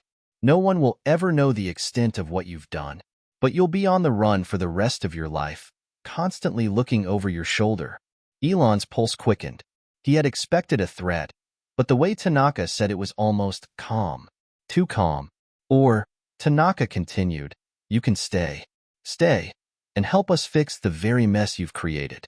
We've got a lot riding on Project Zeta, and I'm not about to let it fall apart because of one person's ambition. If you stay, you'll have to earn back the trust you've lost, and that's not something I can just hand out. You'll have to prove yourself." Elon sat there, the weight of Tanaka's words sinking in. There was no easy choice here. Leaving meant disappearing, maybe even running for his life. But staying meant trying to redeem himself in a place that no longer trusted him. He wasn't sure which path would be worse. For what felt like an eternity, Elon stared at Tanaka, his mind spinning. He had always lived his life on the edge, taking risks, pushing boundaries. But this was different. This was the ultimate test of his character. He could run, but he would always be looking over his shoulder, never truly free. Or he could stay, face the consequences, and try to make things right, if that was even possible. Finally, Elon spoke, his voice barely above a whisper. "I'll stay. I'll fix this." Tanaka nodded slowly, as if he had expected the answer. "Good. But don't think for a second that it will be easy. You've already burned a lot of bridges. It's going to take more than just words to rebuild what you've destroyed." As Elon left the cafe, he felt the weight of the decision pressing down on him. He had chosen to stay, to face the consequences of his actions, but he knew that his path forward would be fraught with challenges. He wasn't sure what the future held, but one thing was certain. This was far from over. What would you do if you were in Elon's shoes? You've been caught, exposed, and now you're given a choice between running for your life or staying to fix the mess you've created. Both paths have their risks, and there's no guarantee of success. Do you try to redeem yourself, or do you cut your losses and disappear forever? The road ahead is uncertain, but the future is still yours to shape. For Elon, the only thing left to do was walk the difficult path ahead and pray that he hadn't made a mistake he could never undo. The decision had been made. As the days passed, Elon found himself caught between the heavy weight of his own guilt and the desire to make things right. The promise of redemption was a powerful motivator, but it was clear that this would not be an easy journey. Tanaka's trust, once shattered, would be incredibly difficult to rebuild. But Elon was determined to try. The following morning, Elon returned to Toyota's headquarters, stepping into the sleek, modern building with a sense of unease. His every move felt scrutinized, as if the walls themselves were watching him. The tension in the air was palpable, and he knew that everyone in the R&D department was aware of the growing suspicion surrounding him. His cover had been blown, but now he had to prove that he wasn't just a threat, that he could be part of the solution. He arrived at his desk, where his computer screen flickered to life. The familiar interface of Project Zeta stared back at him, its lines of code seeming to mock him with their complexity. Tanaka's words echoed in his mind. "You'll have to earn back the trust you've lost." Elon had never been one to back down from a challenge, and while he wasn't entirely sure how he could fix things, he knew one thing for sure. He had to start with the problem that had started it all, the AI flaw. As the day wore on, Elon threw himself into work. He spent hours reviewing the code, running simulations, and consulting with his colleagues to get a clearer picture of what had gone wrong. The flaw was deeper than he had originally realized. It wasn't just a simple bug that could be patched with a quick fix. It was a fundamental issue in the way the system had been designed, one that could cause catastrophic failures in the long run if left unchecked. But there was a silver lining. The more Elon dug into the code, the more he realized that he might be able to fix it. He wasn't just an outsider anymore. He was a part of the team again. The thought gave him a small sense of hope, though he knew that redemption wouldn't come easily. By the end of the week, Elon had identified a solution. It was a major overhaul of the system's core algorithm, requiring months of work and coordination with the rest of the team. It wasn't the kind of fix that could be done overnight, but it was a step in the right direction. It was a plan that, if executed well, could restore both the functionality of Project Zeta and Elon's place within the team. When he presented his findings to Tanaka, the older man listened carefully, his expression unreadable. The tension between them still lingered, but there was no denying the brilliance of Elon's solution. It wasn't just a theoretical fix, it was practical, effective, and, most importantly, something that could work. Tanaka looked at him for a long moment, then spoke. "You've made progress, Okamoto. But remember, this is just the beginning. You have a long way to go before you can truly earn back my trust." Elon nodded, swallowing the knot that had formed in his throat. "I understand, Tanaka-san. I'll do whatever it takes." Over the next few weeks, Elon worked tirelessly. He spent long hours in the lab, collaborating with the engineers, reviewing every line of code, and helping implement the changes needed to fix the AI flaw. The weight of the project, of everything that had gone wrong, was heavy on his shoulders, but with every small victory, he felt a glimmer of hope. Slowly but surely, the team began to see that he was no longer the outsider. He was one of them. It wasn't just the technical work that he needed to repair, though. It was the personal relationships as well. The team members who had once looked at him with suspicion now had to be convinced that he could be trusted again. He took every opportunity to engage with them, to show that he was committed to the success of the project and the company. Some were more receptive than others, but over time, he began to win back their respect. But the hardest person to convince, by far, was Tanaka. A few days after Elon's breakthrough, Tanaka called him into his office. The door clicked shut behind him, and for a moment, there was nothing but silence. "You've done well," Tanaka said, his voice measured but not unkind. "The fix you proposed is solid. I'm impressed with your dedication to the project." Elon swallowed hard. It wasn't praise he had been expecting. Not yet. "Thank you, Tanaka-san. I'm just doing my part." Tanaka studied him carefully. "But you haven't done just your part, Okamoto. You've done more. You've shown me that you're capable of more than just taking risks. You've shown me that you're capable of real leadership." Elon's breath caught in his chest. Could it be possible that Tanaka was acknowledging him? After all the tension, all the distrust, this was more than he had hoped for. I appreciate that," Elon said, his voice steady. "I've learned a lot in the last few weeks, and I'm ready to take on more responsibility. I want to prove that I can help make Toyota a leader in the automotive industry, just as much as I've helped Tesla lead in the electric car revolution." Tanaka nodded, but there was still a wariness in his eyes. "I'm not sure I can ever trust you the way I did before, but what I can do is give you the opportunity to prove yourself further. You've got the potential, Okamoto. Don't waste it." Elon left the office with a sense of cautious optimism. He had made progress, significant progress, but the road ahead was still fraught with challenges. He hadn't earned Tanaka's full trust yet, but he was on the right path. And that was more than he had expected just a few weeks ago. As the weeks turned into months, Elon continued to push forward, making strides in both the technical and personal aspects of his redemption journey. The Project Zeta AI system was now functioning flawlessly, thanks to his work and the collaboration of the team. But there were still moments of tension, moments when he felt as though the weight of his past mistakes was threatening to pull him under. One night, after an intense team meeting, Elon stayed late to work on a few final tweaks to the code. The lab was empty, save for a few scattered papers and the soft hum of the computers. Elon's mind raced as he worked, his fingers flying over the keyboard. He had been so focused on the project, on the task at hand, that he hadn't noticed Tanaka standing in the doorway until he spoke. "You're still here?" Elon looked up, startled. I wanted to make sure everything was in place for tomorrow's presentation.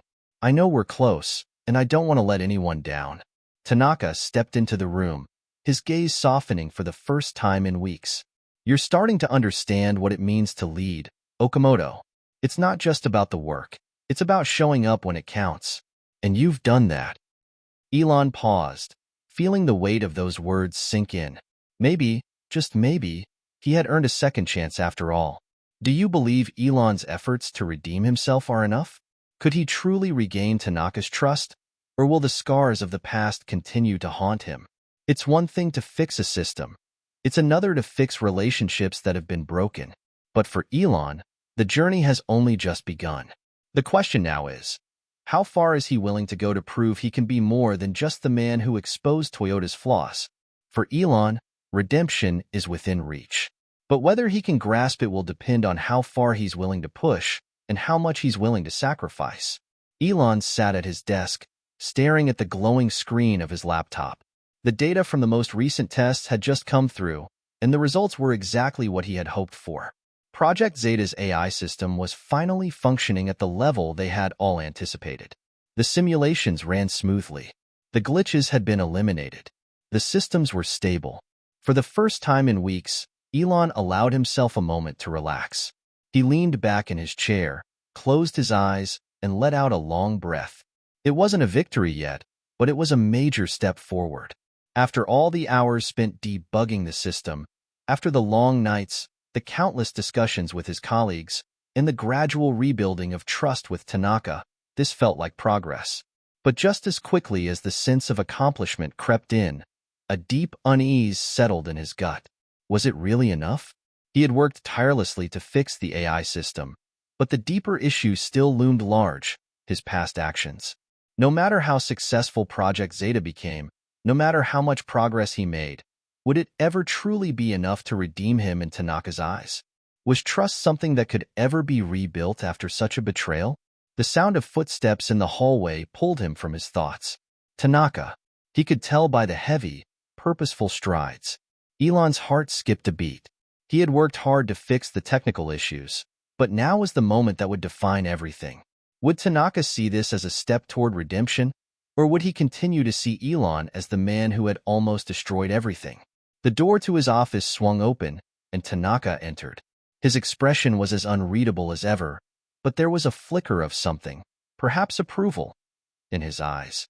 "You've done it," Tanaka said, his voice firm but not without a note of respect. "The system is working better than expected. I can't deny that."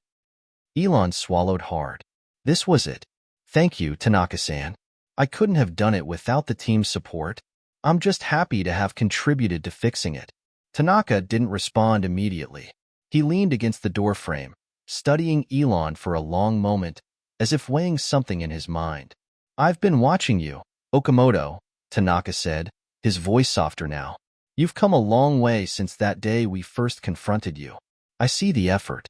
I see the dedication. But it's not just about the work, is it?" Elon felt a lump form in his throat. He nodded, knowing exactly what Tanaka meant. "No, it's never just about the work." Tanaka sighed, a deep, almost resigned breath. "I'm not sure I can ever completely trust you again, Okamoto. What you did, that betrayal, it's something that sticks with me. But what I can do is offer you a second chance. You've shown me that you're capable of more than I gave you credit for. You've earned back my respect, if not my full trust." Elon's mind raced. This was the moment he had been working toward. Not complete forgiveness, not full trust, but respect. And that, in its own way, felt like a win. "Thank you, Tanaka-san," Elon said quietly, his voice filled with gratitude. "I know I have a long way to go, but I'll continue to prove that I'm worthy of the opportunity you've given me." Tanaka nodded, his eyes softening just a little. "I don't expect miracles, Okamoto, but I do expect you to stay committed. You've got a lot to make up for." Elon felt a sense of determination build inside him. This was only the beginning. The next few weeks passed in a blur of activity. With Tanaka's cautious approval, Elon was given more responsibility within the team. He worked alongside the engineers, taking on leadership roles in developing the next phase of Project Zeta. There was no room for error now. Every decision, every line of code, every interaction with his colleagues, everything had to be flawless. But as Elon poured himself into the work, he couldn't shake the nagging feeling that something wasn't right. Project Zeta was moving forward, yes, but there was something about the direction the company was heading that seemed off. He had always been a visionary, someone who was never afraid to push boundaries. But as the project progressed, he started to notice cracks in the vision. There were discussions about shifting the focus of the AI to military applications, weaponizing it for defense purposes. The idea was still in its early stages, but it was becoming increasingly clear that Toyota was leaning toward using their technological advancements in ways Elon hadn't signed up for. Elon's stomach churned. He had come to Toyota to innovate, to revolutionize the automotive world, not to create tools for destruction. He had left Tesla behind to work with a company that he believed could change the future for the better, not to build weapons. One evening, Elon found himself sitting in the same cafe where he and Tanaka had their first serious conversation. The sun had just set, and the cafe was nearly empty. He stirred his coffee absently, deep in thought. Was this the right path? Was Project Zeta really the future he wanted to be part of? A soft voice interrupted his thoughts. "You're still here, Okamoto?" Elon looked up to find Tanaka standing at the door, his expression neutral, but somehow more relaxed than usual. It was almost as though the tension between them had melted away over time, but there was still an undercurrent of something unspoken. Tanaka stepped forward and took a seat across from him without waiting for an invitation. "Something's bothering you," Tanaka observed, his tone more perceptive than Elon had expected. "What's on your mind?" Elon hesitated. He wasn't sure if he could say it aloud. Not yet, not to Tanaka. But the weight of the decision he was facing felt unbearable.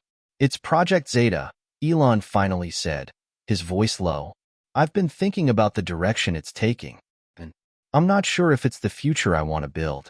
We're pushing the AI to military applications, and I don't know if I can be part of that." Tanaka didn't respond immediately.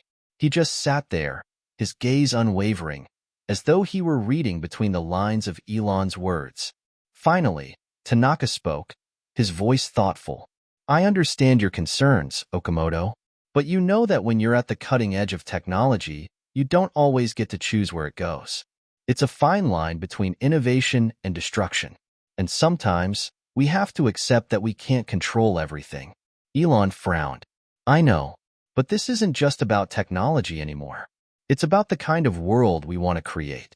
If we let this AI become a weapon, what does that say about us? What are we really building?"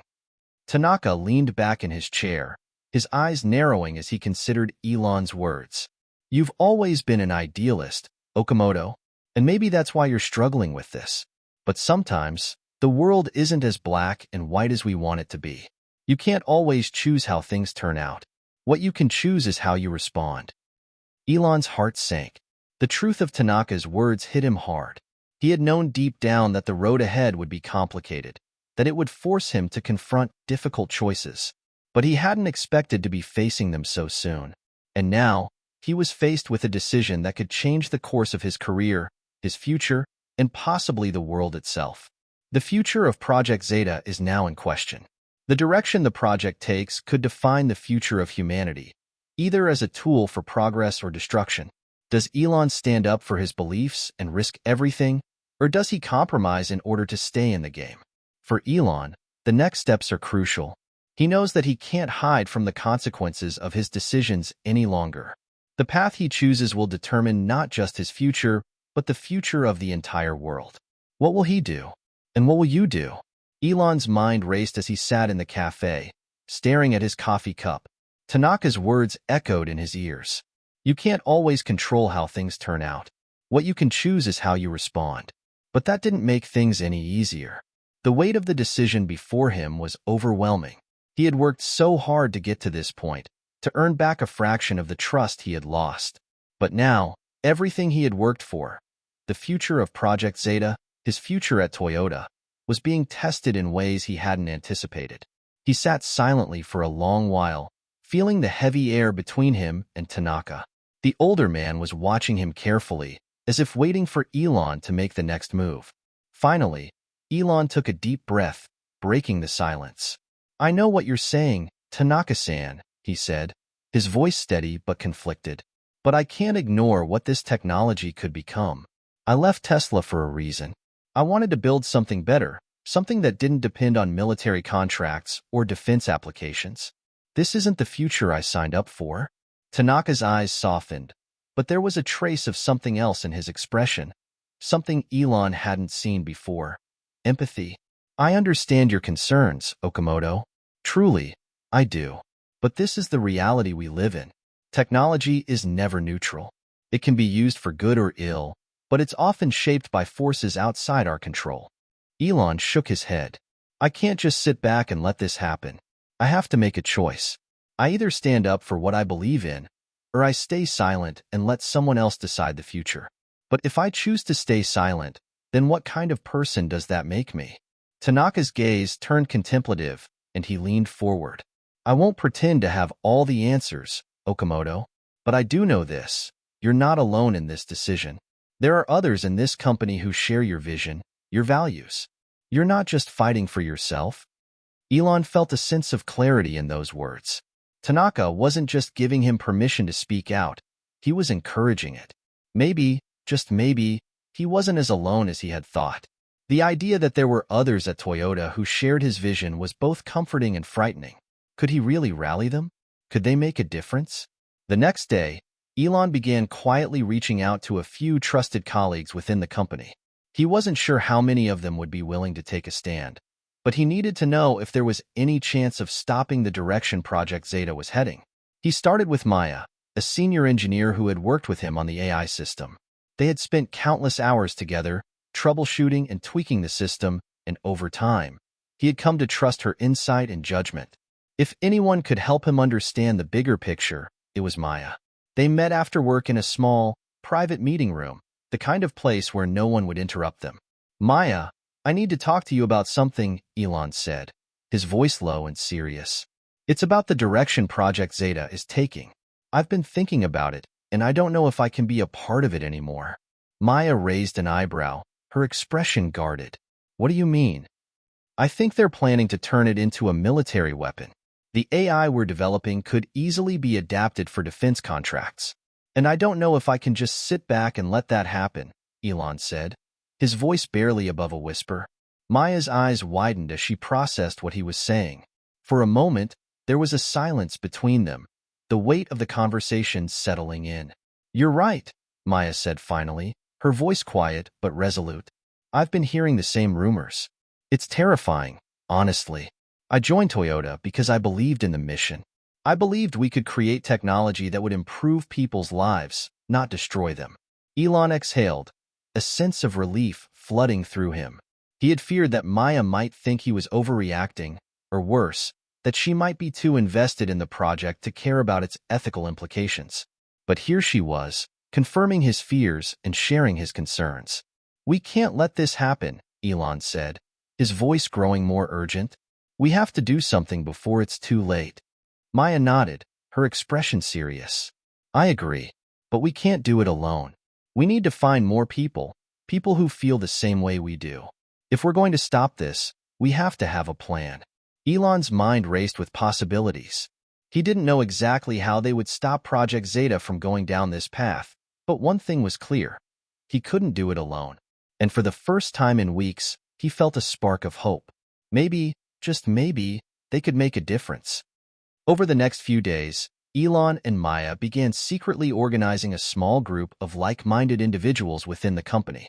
They met in private rooms, away from prying eyes, discussing their options and brainstorming ways to slow down or even halt the military application of the AI. Some were engineers like Maya, others were project managers and researchers who had worked on Zeta.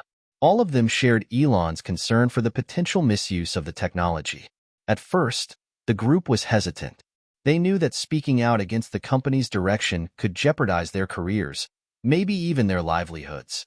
But the more they talked, the more they realized that they couldn't stay silent. If they didn't act, the technology they were building would be used in ways that went against everything they believed in. The day of the crucial presentation arrived. Elon and his small group of allies were standing on the precipice of a decision that would change everything. It was time to make their move. The executive team, including Tanaka, gathered in a large conference room. The atmosphere was tense, a mixture of anticipation and anxiety hanging in the air. Elon stood at the front, preparing to present the latest advancements in Project Zeta. He had worked for weeks to make this presentation perfect, to show the world just how revolutionary the AI system could be. But today, he wasn't just presenting Zeta. Today, He was going to present his stand, the ethical concerns he had been grappling with for so long. As he began his presentation, Elon's voice was steady, but there was an edge of determination in his words. He spoke about the technology they had developed, the promise of its potential, and how it could revolutionize industries like healthcare, transportation, and sustainability. But then, he paused, allowing the room to feel the weight of what he was about to say. However, there's a danger in what we're doing, Elon said, his voice firm, yet vulnerable. The power of AI is immense, and if we continue down this path, there's a very real risk that this technology could be turned into a weapon. It could be used for military purposes, and I can't in good conscience be a part of that. The room fell silent. Tanaka's eyes locked onto Elon's, his face unreadable.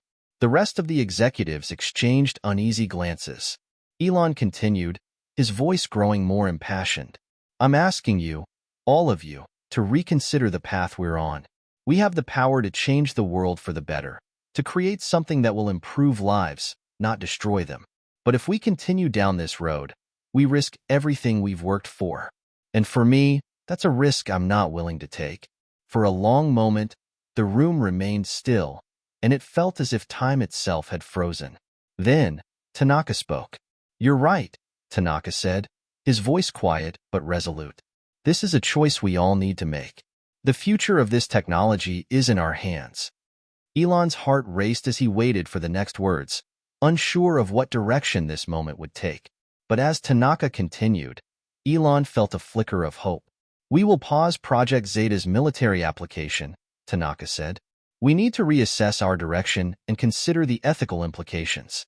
I'll be calling for a meeting with our partners and stakeholders to discuss the future of this project. Elon couldn't believe what he was hearing. It wasn't the final victory. There was still work to be done, still battles to be fought, but it was a significant step in the right direction. And for the first time in months, Elon felt like the future was in his hands again. The days following Elon's bold presentation were a whirlwind. He had expected resistance. There was no way a massive project like Zeta would be redirected without pushback, but the extent of the tension in the company exceeded his expectations.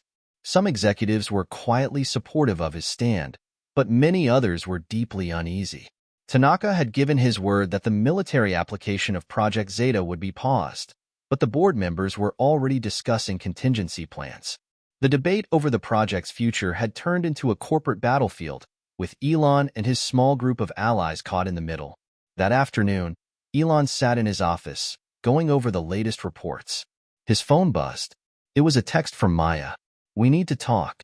Urgently. Elon's stomach tightened. He hadn't heard from her in a couple of days, and her tone suggested that things were escalating quickly. He picked up his phone and texted back. Where? Conference room 5B. It's important. Trust me. Elon didn't hesitate. He grabbed his jacket, locked his office door behind him, and headed straight for the conference room. When he entered, Maya was already there, standing by the window with her arms crossed, looking out at the city below. You're here, Maya said without turning around. Her voice was heavy with concern. It's getting worse, Elon. What do you mean? Elon asked, his heart rate quickening.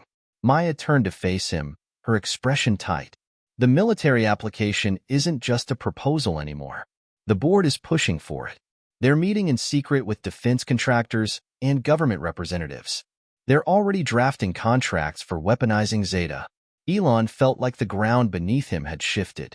This wasn't the pause he had hoped for. It was a temporary distraction.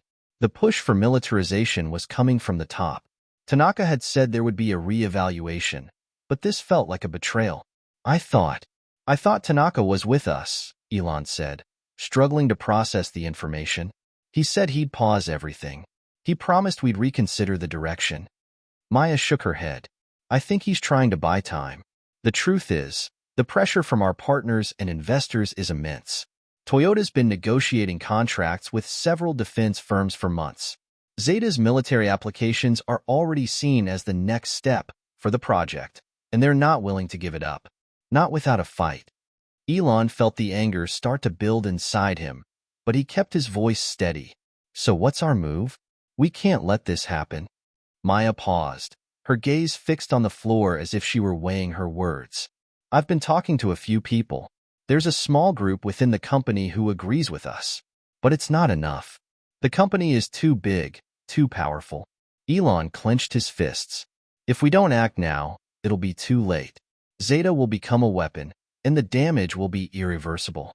Maya nodded, her eyes bright with determination. I know. That's why we need to move fast. We can't wait for Tanaka or the board to make a decision. They're too far gone. We need to go public. We need to get the world's attention before Zeta becomes something we can't stop. The weight of the decision hit Elon with a force he hadn't anticipated. Going public was risky. It could destroy his career, jeopardize everything he had worked for at Toyota, and irreparably damage the company's reputation. But it was also the only way to stop Project Zeta from becoming a tool for military conquest. For the first time in years, Elon realized that the stakes were higher than just his career. The future of humanity was on the line. If Zeta became a weapon, it would be a turning point for civilization. They couldn't allow that to happen. I'm in, Elon said, his voice resolute. We go public. We expose everything. Maya looked relieved, but there was still fear in her eyes. This isn't just about us anymore. It's about making sure this never sees the light of day. If we go forward, we have to be ready for the fallout. Elon took a deep breath. We have to be ready for everything. Over the next week, Elon, Maya, and the small group of insiders began gathering evidence. They secretly recorded meetings, collected documents, and reached out to external whistleblower organizations. They even started drafting a press release, prepared to go public with everything they knew about Zeta's military applications. They knew it would be a battle, but they also knew that staying silent was no longer an option. Elon knew that if they exposed the truth, the consequences would be severe. But he also knew that it was the only way to protect the future of AI from being corrupted. If he didn't act, he would be complicit in something he couldn't live with. The day before they planned to go public, Elon sat in his office late into the night, reviewing the final draft of their statement. His phone buzzed again. This time, it was a message from Tanaka. We need to meet. In person. Immediately. Elon felt a knot form in his stomach. He knew that this meeting wasn't going to be easy, and the tone of Tanaka's message only confirmed it. But he couldn't back down now. He had to face the consequences of his actions, no matter what. The next morning, Elon met Tanaka at a quiet, out-of-the-way restaurant near the Toyota headquarters. Tanaka was already there, waiting for him at a corner booth, his expression as unreadable as ever. You've been busy, Okamoto, Tanaka said, his tone calm but sharp. I know about your little operation with Maya and the others. Elon didn't flinch. I'm doing what I believe is right. What you're planning isn't the future I want to be a part of. Tanaka's eyes narrowed. This isn't just your decision, Okamoto. It never was. The future of Project Zeta has always been a collective one. You may not like the direction we're taking, but we're doing what's necessary to ensure Toyota stays ahead of the curve. You're naive if you think we can ignore the demand from the defense sector. They want what we've built. I don't care about the demand, Elon shot back, his voice rising. I care about what this project becomes. If we weaponize Zeta, we'll lose everything.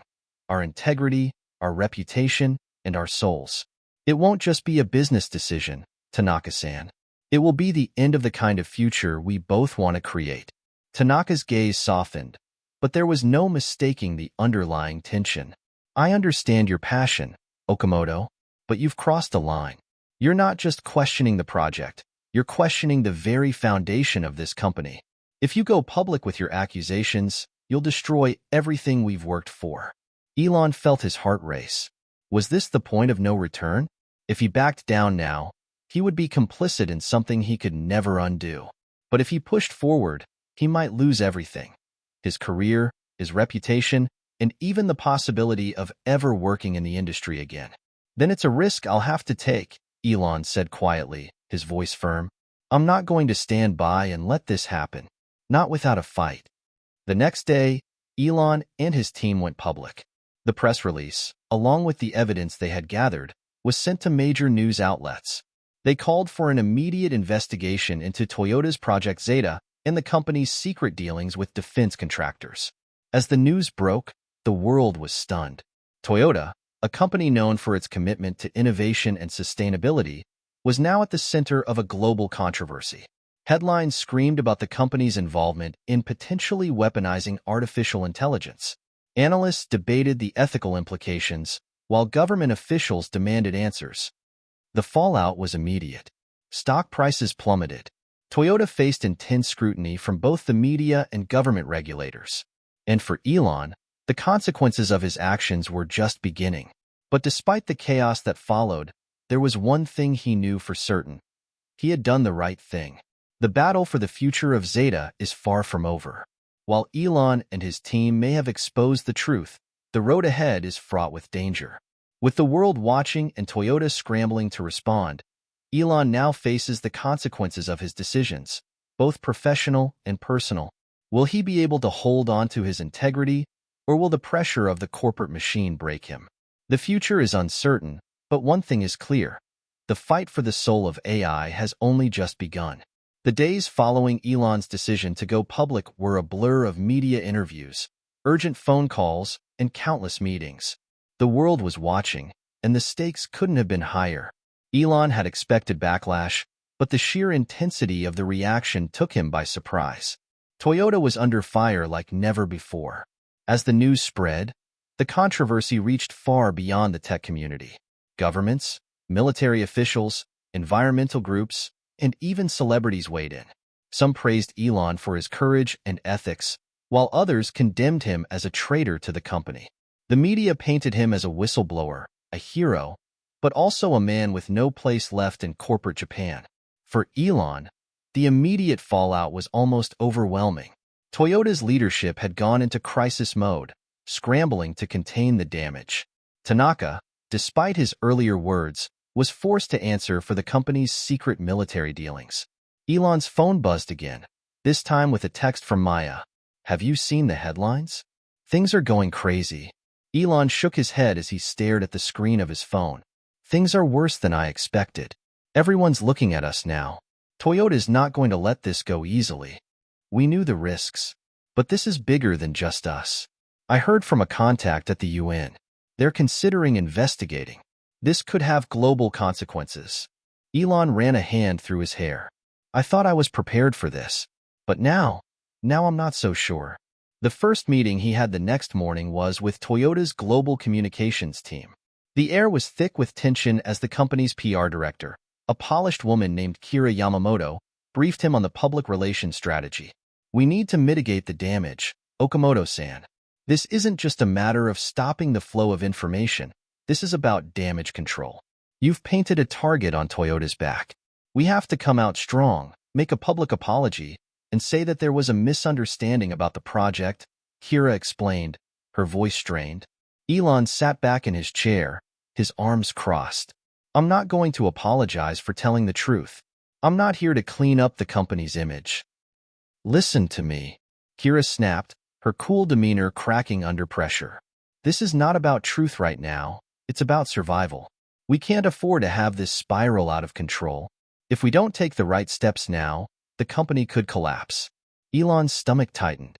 "So you're asking me to lie?" Kira paused, taking a deep breath. "No, I'm asking you to help us control the narrative, to make sure the company survives this. We're talking about millions of jobs, global operations. You're not just thinking about yourself right now, Okamoto." Elon felt his frustration boil over, but he kept his voice steady. "I didn't make this decision just for me. I did it because Zeta isn't just about cars. It's about the future of humanity. And we have to stop pretending we don't have a responsibility to the world."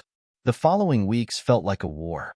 Toyota executives met behind closed doors, and the company's legal team went on the offensive, preparing for the inevitable lawsuits and government investigations. At the same time, global protests erupted, with people taking to the streets to demand accountability from both Toyota and other corporations working on AI for military purposes. Elon's actions had sparked something much bigger than just an internal corporate conflict. But as the months went on, the resistance within Toyota grew stronger. More employees began speaking out in support of Elon. Some of his allies who had been hesitant before now took public stances of their own. They knew the future of AI had to be safeguarded from military applications, They had to ensure the technology was used for peace, not destruction. Then, one morning, Elon received an unexpected visitor. It was Tanaka. Elon hadn't seen Tanaka since the tense meeting where they had locked horns. The last time they spoke, Tanaka had seemed resolute in his stance. But now, as Tanaka sat down across from Elon in the small cafe they had visited before, something had changed. His face was drawn, his posture defeated. "You're still here," Elon remarked, surprised by the older man's appearance. Tanaka nodded slowly, his expression weary. "I didn't want to come to you like this, Okamoto, but things have gone further than I ever expected. The damage is done. I don't think we can put this genie back in the bottle." Elon leaned forward, curious but cautious. "What do you mean?" Tanaka took a long pause before speaking again, his voice lower than usual. "I've been talking to the board. They're divided. There's a faction within Toyota, some of the investors, some of the upper management, that believes the military application of Zeta is the future of the company. But there's also a growing group, including some of our highest-ranking engineers and project leads, who are starting to question it. They're looking to you, Okamoto. You've become a symbol for them. But there are forces working against us." Elon's mind was racing. "So, you're telling me the company could split?" Tanaka's gaze was somber. "It already has, in a way. The company is no longer united. There are too many interests pulling in different directions. And now, the government is involved. They want us to work with the military, or else they'll freeze our assets. Toyota can't afford to lose its standing in the defense sector, not with the geopolitical tensions mounting." Elon felt a deep pit form in his stomach. "And what does that mean for us?" "I'm afraid we're at a crossroads. There are people in the company who are ready to break away from Toyota altogether if we continue down this path. I'm one of them." Tanaka's voice was barely above a whisper. Elon's heart skipped a beat. "What are you saying?" Tanaka took a deep breath. "I think it's time for us to leave Toyota. If we stay, we'll be complicit in something that we can't undo. But if we leave, we can start fresh. We can take what we've learned and build something that stays true to the values we both believe in." The proposal hung in the air like a dark cloud. Elon knew it wouldn't be easy. Leaving Toyota wasn't just a matter of resigning from a job. It meant walking away from years of hard work, from friendships, from financial security. But the more he thought about it, the more it made sense. He couldn't stay. Not when the future of Zeta was on the line. He couldn't sit by and watch the technology he had poured his soul into become a weapon of destruction. But could he really start over? Could he build something new? Something better? That evening, Elon stood in his apartment, staring out at the city below. The lights twinkled like stars, but the weight of the decision ahead of him felt almost unbearable. The question wasn't whether he could walk away from Toyota. It was whether he could rebuild everything he had lost. He took a deep breath and made up his mind. The next day, Elon began the process of officially resigning from Toyota. Elon's departure from Toyota was both a personal and professional earthquake. He had walked away from a decade of hard work, innovative breakthroughs, and a network of influential allies. But the internal conflict at Toyota had grown too great to ignore. He had made the choice to follow his conscience, even if it meant starting from scratch. Elon retreated to a small, nondescript office in a quiet part of the city. No more high-rise towers or sprawling corporate campuses. Just a room with blank walls, a desk, and the hum of a few computers. It was here that his new journey began. The first few weeks were chaotic. With his reputation now firmly tethered to his whistleblowing actions, Elon had attracted a mix of admiration and skepticism. A few investors and engineers reached out, wanting to know what came next. They were intrigued but cautious, unsure of how they could support him without risking their own reputations in a world where his name had become synonymous with scandal. But it wasn't just potential allies who were reaching out. The defense contractors and powerful factions at Toyota that Elon had exposed were not content to let him simply disappear. Behind the scenes, corporate spies and lobbyists were already preparing to launch their counteroffensive. As the weeks passed, Elon's inbox filled with messages from former colleagues, journalists, and tech enthusiasts, all seeking to understand his next move.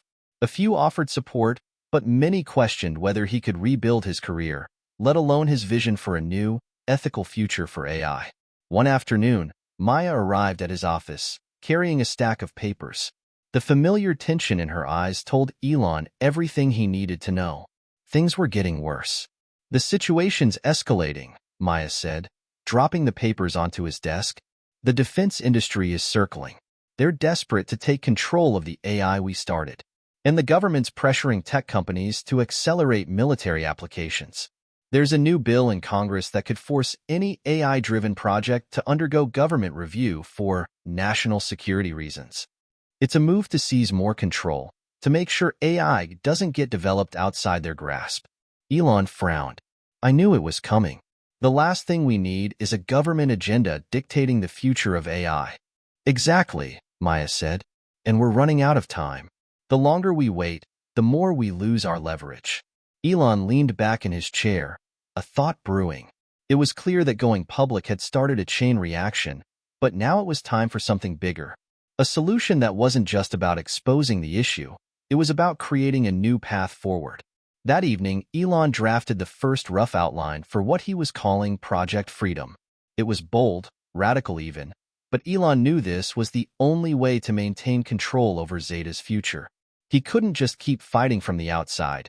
He needed to create a space where ethical AI could thrive, free from the constraints of military contracts and corporate greed. Project Freedom would be an independent platform for developing AI technologies, open source, transparent, and focused on solving real-world problems without military applications. His vision was to build something that could offer solutions to climate change, renewable energy, and the challenges of global healthcare, all without the shadow of military influence. I'll need a team, Elon said aloud to himself as he reviewed his notes. But it won't just be any team. It has to be the right mix of idealism, technical expertise, and courage. The kind of people who aren't afraid to challenge the status quo. The next few months were spent reaching out to former colleagues, engineers, and like-minded innovators. Some were hesitant, afraid of the risks Elon was proposing. Others, however, were eager to join the cause, seeing the opportunity to shape the future of AI without compromising their ethics. Slowly, but surely, Elon began assembling a team, each member handpicked for their vision, creativity, and commitment to the project. By the end of the summer, Project Freedom had taken shape. Elon secured initial funding from investors who shared his vision, a group of forward-thinking individuals from the tech and sustainability sectors. Together, they had raised enough capital to start building the infrastructure for what would become a revolutionary new platform for AI development. At the same time, Toyota was reeling. The board had convened several times, each meeting marked by fierce disagreements.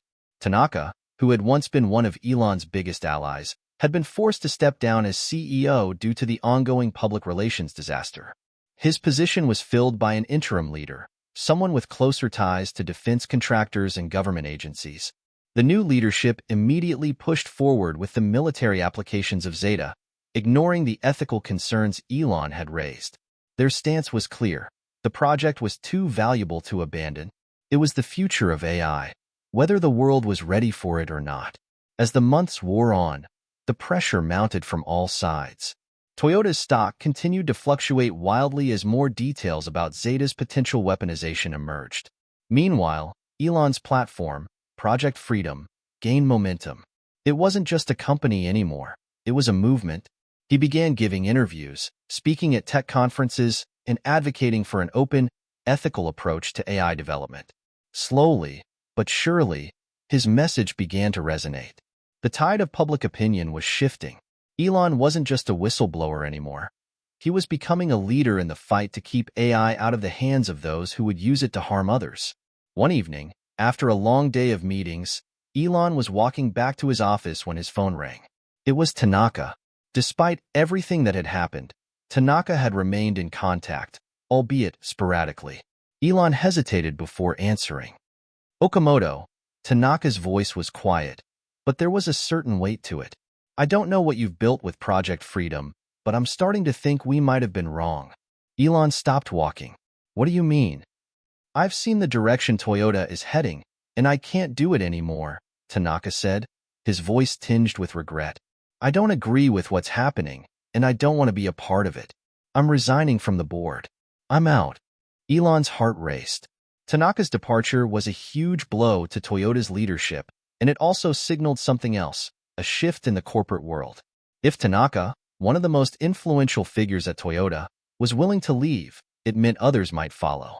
I don't know if I can change things inside Toyota, but I can help you on the outside, Tanaka continued. Maybe what you're doing, this open-source platform for AI, is the only way forward. I'll help you, Okamoto. You have my support. In that moment, everything clicked for Elon. The fight for AI's future was no longer just about resisting Toyota or corporate power. It was about creating a new system, one where ethics came before profit, and where technology could serve humanity, not the military-industrial complex. With Tanaka's endorsement, Elon knew they had the momentum they needed. He had already won the ideological battle, but now, it was time to win the real war. Project Freedom wasn't just a platform. It was a revolution in how the world would approach AI. And Elon Musk was at the heart of it. What happens next? As Project Freedom gains ground, the forces that once controlled the future of AI begin to shift. Can Elon and his new allies succeed in building a new ethical framework for the future of artificial intelligence? Or will the military-industrial complex come for them, ready to crush the rebellion before it grows too powerful? The battle for the soul of AI is just beginning, and Elon Musk is determined to lead it. Elon stood on the rooftop of the building that now housed the headquarters of Project Freedom. Below, the city hummed with life, but above, in the quiet of the evening, he could feel a sense of anticipation in the air. The last few months had been a whirlwind. What started as a personal crusade had blossomed into something far bigger than he could have ever imagined. Project Freedom was no longer just an idea. It was a movement, gaining support from around the world. But the stakes had never been higher. As momentum for his project surged, so too did the opposition.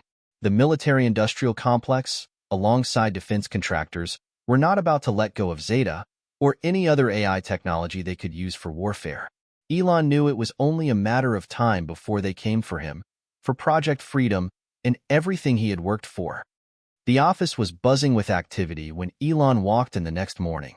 He greeted his team, engineers, researchers, and activists, who were gathered around a conference table, discussing the next phase of their work. They had just launched the first open-source initiative for AI development, and the response had been overwhelming. Tens of thousands of developers had signed up to contribute to Project Freedom's ethical AI framework. But the battle lines were becoming clearer. While the support was growing, so was the pressure. The government had already started looking into Elon's project, questioning its legitimacy, and even hinting at legal action if it continued to challenge established norms. "I think we've reached a tipping point," Maya said, her voice low but determined as she approached Elon with a stack of papers. "Our numbers are growing, but the government is starting to take notice. We've had several hearings on AI regulation this month, and we're on their radar." Elon nodded. "I expected this. The more we push for transparency and ethics, the more the old guard will fight back. But we're not going to back down." Maya glanced at him. "What's the next step? We can't keep growing without facing more scrutiny. And we're already running into legal issues with some of our partnerships. We need a clear strategy." Elon leaned forward, his mind racing with possibilities. Project Freedom wasn't just about building a platform. It was about setting a new standard, a new era for AI development. But in order to truly make a difference, they needed to take the next step, to force the world to take notice.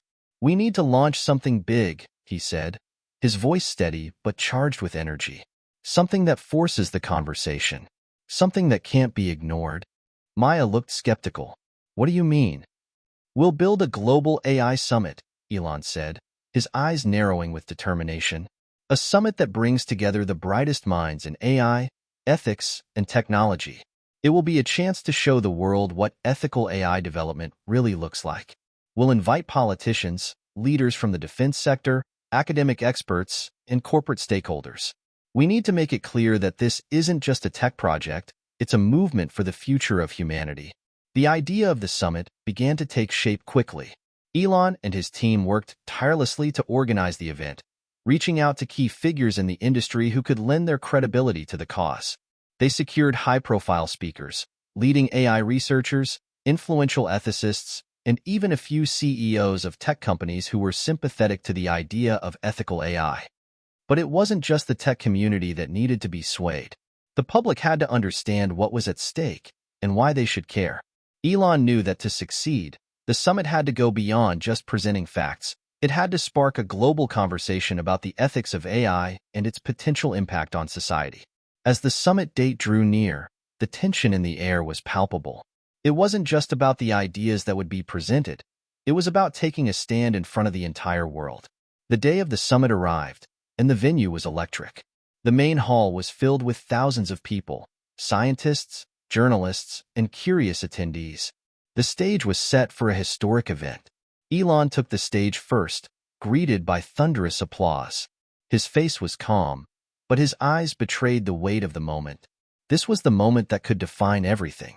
"Thank you for joining us today," Elon began, his voice steady. "We are standing at a crossroads in human history. The development of artificial intelligence will determine the future of humanity. But for that future to be bright, it has to be ethical. It has to serve humanity, not the interests of war, not the interests of profit." He paused, letting the weight of his words sink in. The audience was rapt, listening intently. For years, we've watched as AI has been hijacked by those who see it as a tool for domination. We've seen it used for military applications, for surveillance, for control. But we believe AI can be something more. It can be a tool for peace, for solving the most pressing challenges of our time: climate change, disease, inequality. Elon's voice grew more impassioned. "We're here today because we believe the future of AI should be in the hands of the people, not governments or corporations that care more about power than ethics. We believe AI should be transparent, open source, and developed with the goal of improving humanity's future, not destroying it." The room was silent. The magnitude of his words hung in the air, and Elon could see the impact it was having. This wasn't just a presentation, it was a rallying cry. Over the next few hours, the summit continued, with speakers from all over the world addressing the future of AI, sharing their perspectives on how to ensure it was used ethically. But despite the optimism, the reality of their struggle was clear. During a panel discussion, a former defense contractor, now a critic of military AI, spoke passionately about the dangers of autonomous weapons. "We cannot allow AI to become a tool for destruction," he said, his voice firm. "The governments and corporations that are pushing for military applications of AI are putting us all at risk. We're on the brink of a new kind of war, a war fought not by soldiers, but by algorithms." The room erupted in applause. But not everyone was on their side.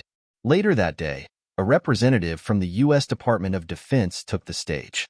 He was there to address concerns about the regulation of AI, but his message was clear. AI's military applications were inevitable.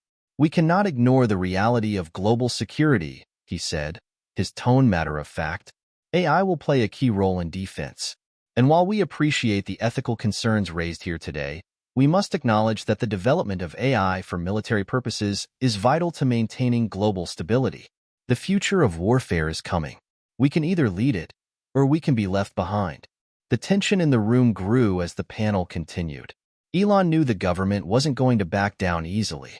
They had too much invested in AI as a tool for control, surveillance, and warfare. As the summit concluded, the atmosphere was electric, but also filled with uncertainty.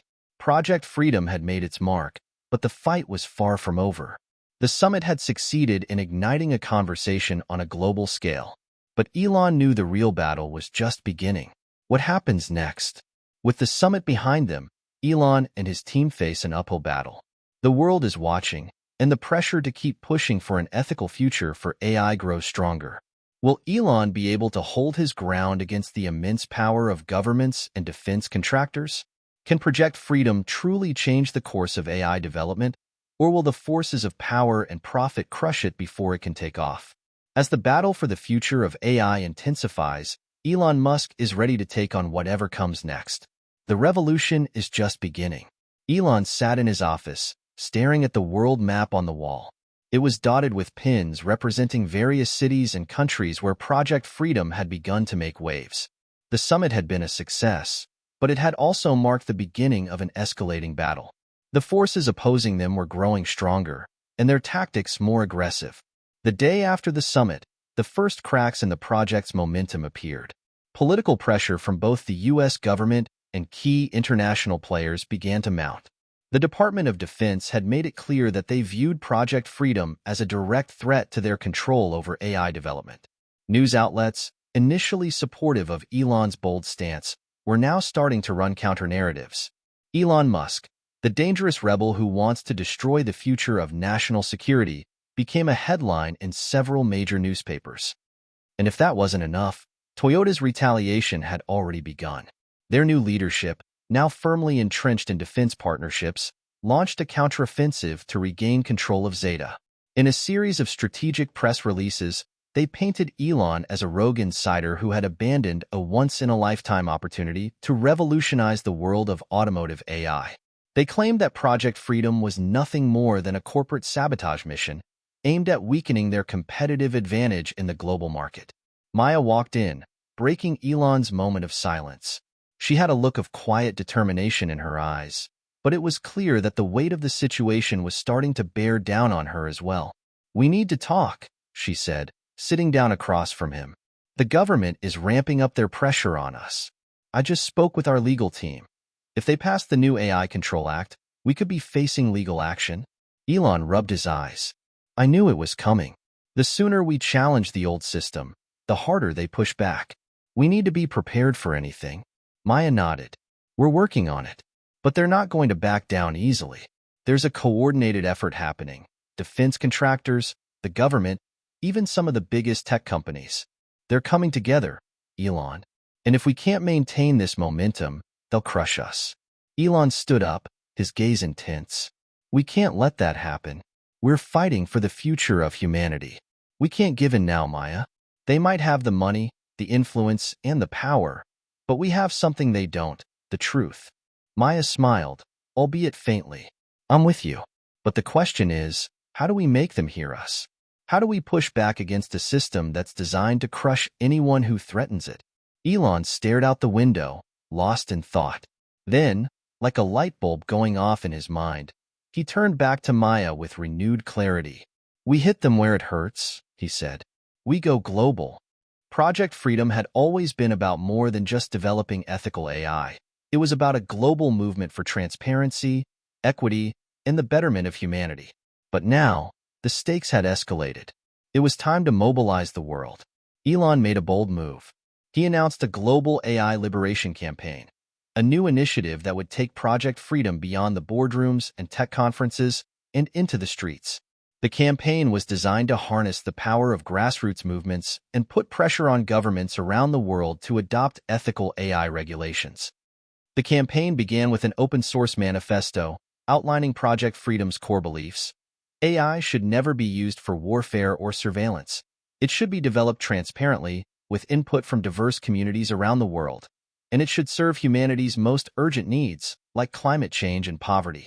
Within days, the manifesto went viral. Social media exploded with conversations about the future of AI, and people from all corners of the world began to take action. Activists, technologists, students, and even former military personnel who had worked with AI and defense applications reached out to support the cause. They started organizing rallies, creating petitions, and spreading the message of ethical AI development. But the establishment was not sitting idly by. The U.S. government, desperate to maintain control over its military-industrial complex, began to take aggressive steps to discredit Elon and his movement. A new executive order was issued, giving the Department of Defense broad powers to regulate AI development. The new order essentially made it illegal for any AI project to operate without federal approval, and all independent AI research was required to be reported to the government. Elon and his team would now be forced to comply with a stringent set of regulations, or risk facing legal and financial ruin. Simultaneously, Toyota's PR machine ramped up its efforts. Their executives gave interviews calling Elon's ethics into question, accusing him of misusing his platform for personal vendettas. They claimed that Project Freedom was dangerous because it was unregulated and uncontrolled, and that the world needed order, not chaos. The company began lobbying the U.S. government directly, pushing for policies that would prevent any new AI projects from bypassing their military contracts. The pressure was becoming unbearable, but Elon remained unfazed. If anything, it only fueled his resolve. This wasn't just a corporate rivalry. It was a battle for the very soul of the AI industry. One night, as Elon sat with his core team in the makeshift war room of Project Freedom, he reflected on everything they had accomplished so far. They had gone from being an unknown startup to a global movement. But the road ahead would only get harder. "We have to escalate," Elon said, his voice low but commanding. "We've played by their rules long enough. Now, we need to make the world impossible to ignore." Maya raised an eyebrow. "What are you thinking?" "We need to get the attention of the people who matter, the ones who can change things, the leaders who have the power to challenge the status quo. We need a global coalition of countries that will stand with us. If we can get a few key governments to adopt ethical AI laws, it will force the hand of others." Elon knew that the only way to defeat the entrenched powers was to create a global alliance. He reached out to leaders in Europe, Latin America, and Asia, nations who were already showing signs of interest in ethical AI policies. Slowly but surely, Project Freedom's influence grew. A few key nations, led by influential figures in the tech and policy spaces, began drafting new AI regulations that aligned with the principles outlined in Project Freedom's manifesto. It wasn't just about legal frameworks. It was about sending a clear message to the U.S. and defense contractors. The world was watching. By the time the coalition was formed, Elon had secured a historic agreement. Several countries signed on to a new, binding international accord that would govern the ethical development of AI. The accord outlined strict rules against the militarization of AI and emphasized transparency, accountability, and human rights. But as Project Freedom's movement gained more ground, the stakes only escalated. With a global coalition of nations now on their side, Elon and his team face an all-out international showdown. Will the U.S. government, backed by the defense contractors, bend to the will of the people? Or will they dig in their heels, using every tool at their disposal to protect their AI monopoly? As the battle for ethical AI rages on, Project Freedom faces its most dangerous challenge yet. The war for the future of AI is not just about technology. It's about who controls the future of humanity itself. The tension in the air had reached a boiling point.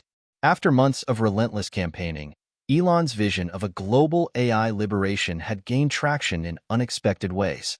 The Global Coalition for Ethical AI, formed by several forward-thinking nations, was gaining momentum. From Germany to Brazil and South Korea to South Africa, countries had started signing on to a revolutionary pact that would reshape the future of AI development. But with success came the inevitable backlash. The U.S. government, deeply entrenched in military-industrial partnerships, wasn't about to allow a global movement to dictate the rules of AI. The stakes were not just about economics anymore. It was about global security, and in the eyes of the defense contractors and military leaders, Elon Musk's vision represented a direct challenge to their control over the future of warfare and surveillance. Elon and his team were no longer just fighting against a corporation or a political entity. They were up against the full force of an established order that had controlled AI research and development for decades. And now, with a historic international agreement in place, they were about to face their toughest battle yet. The showdown began with a high-stakes summit in New York City, where heads of state, military leaders, AI developers, and key executives from major tech companies were set to meet and discuss the future of AI governance. The topic was simple: who would control the future of AI? Elon had one clear goal: to keep AI development open, transparent, and aligned with humanity's best interests. But he knew the forces aligned against him were powerful. In the room, there were government officials, CEOs of tech giants, and military contractors, all pushing for AI to be used in ways that could easily spiral into surveillance states and weapons of mass destruction. As the summit began, Elon stood at the podium, staring out at the sea of faces in front of him. He knew that every word he spoke could tip the scales. He had to convince them not only of the moral necessity of ethical AI, but also of the practical need for global cooperation to prevent the catastrophic consequences of unchecked AI development. "Thank you all for being here today," Elon began, his voice calm but firm. "We're facing a crisis, one that will define the future of our world.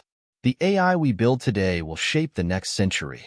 It can either be the tool that unites humanity to solve our greatest challenges, or it can be the weapon that divides us, leads us into war, and strengthens the hands of those who would use it for oppression and control.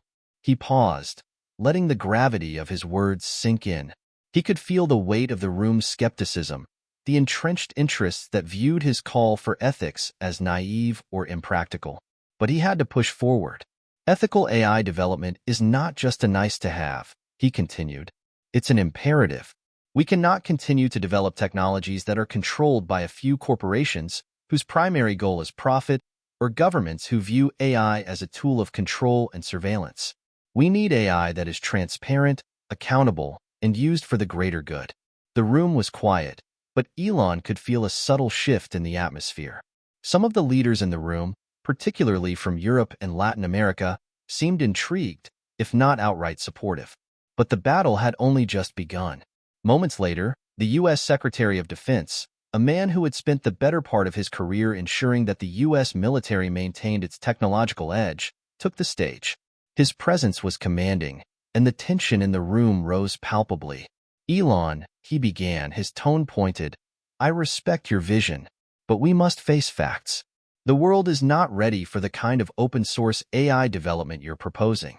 National security is at stake. AI has immense potential, but that potential must be harnessed responsibly, and that responsibility rests with governments and trusted institutions. You cannot hand this power over to a decentralized, unregulated system." The crowd murmured in agreement. A few of the defense contractors nodded along, and several representatives from major tech firms looked uncomfortable. Elon remained calm, unfazed by the fiery rhetoric. "National security is important," Elon replied, his voice unwavering. "But security at the expense of freedom is not security at all. We've seen what happens when power is concentrated in the hands of the few. We've seen how authoritarian regimes use technology to track, control, and oppress their citizens. The military-industrial complex has too long profited from fear, and it's time for that to change. The future of AI should be about creating peace, not preparing for war." A few claps rippled through the room, mostly from the international representatives. But there was still resistance. The military-industrial lobby was deeply embedded, and their arguments were persuasive. They argued that without AI, the world would be at risk of falling behind in the arms race. Elon knew they wouldn't back down easily. The debate raged on for hours. One by one, industry leaders and politicians took the floor, weighing in on the future of AI. It was clear that the summit had become a battle of ideologies, one side pushing for an open, ethical approach to AI, while the other side clung to a more controlled, centralized model that prioritized national security and corporate interests. At one point, a particularly heated exchange broke out between Elon and the CEO of one of the largest defense contractors in the world. The CEO, a powerful and influential figure with deep ties to the U.S. government, argued that global control of AI was too risky and that a military framework was necessary to ensure that AI didn't fall into the hands of rogue states or non-state actors. "Elon, you may have grand ideals," the CEO sneered, "but the world doesn't operate in ideals. We need real-world solutions to threats that are not just hypothetical. You're asking us to trust in the good of humanity, but the truth is, humanity isn't always good." Elon's eyes narrowed. "Then why don't we build AI that protects humanity, that serves humanity? AI should be a force for good, not a tool for oppression." The room was silent as the two men locked eyes, the stakes of their ideological clash becoming clearer by the second. Just as the summit seemed to be reaching an impasse, an unexpected ally stepped forward, President Sandra Veiga of Brazil, one of the most influential leaders in the global coalition for ethical AI.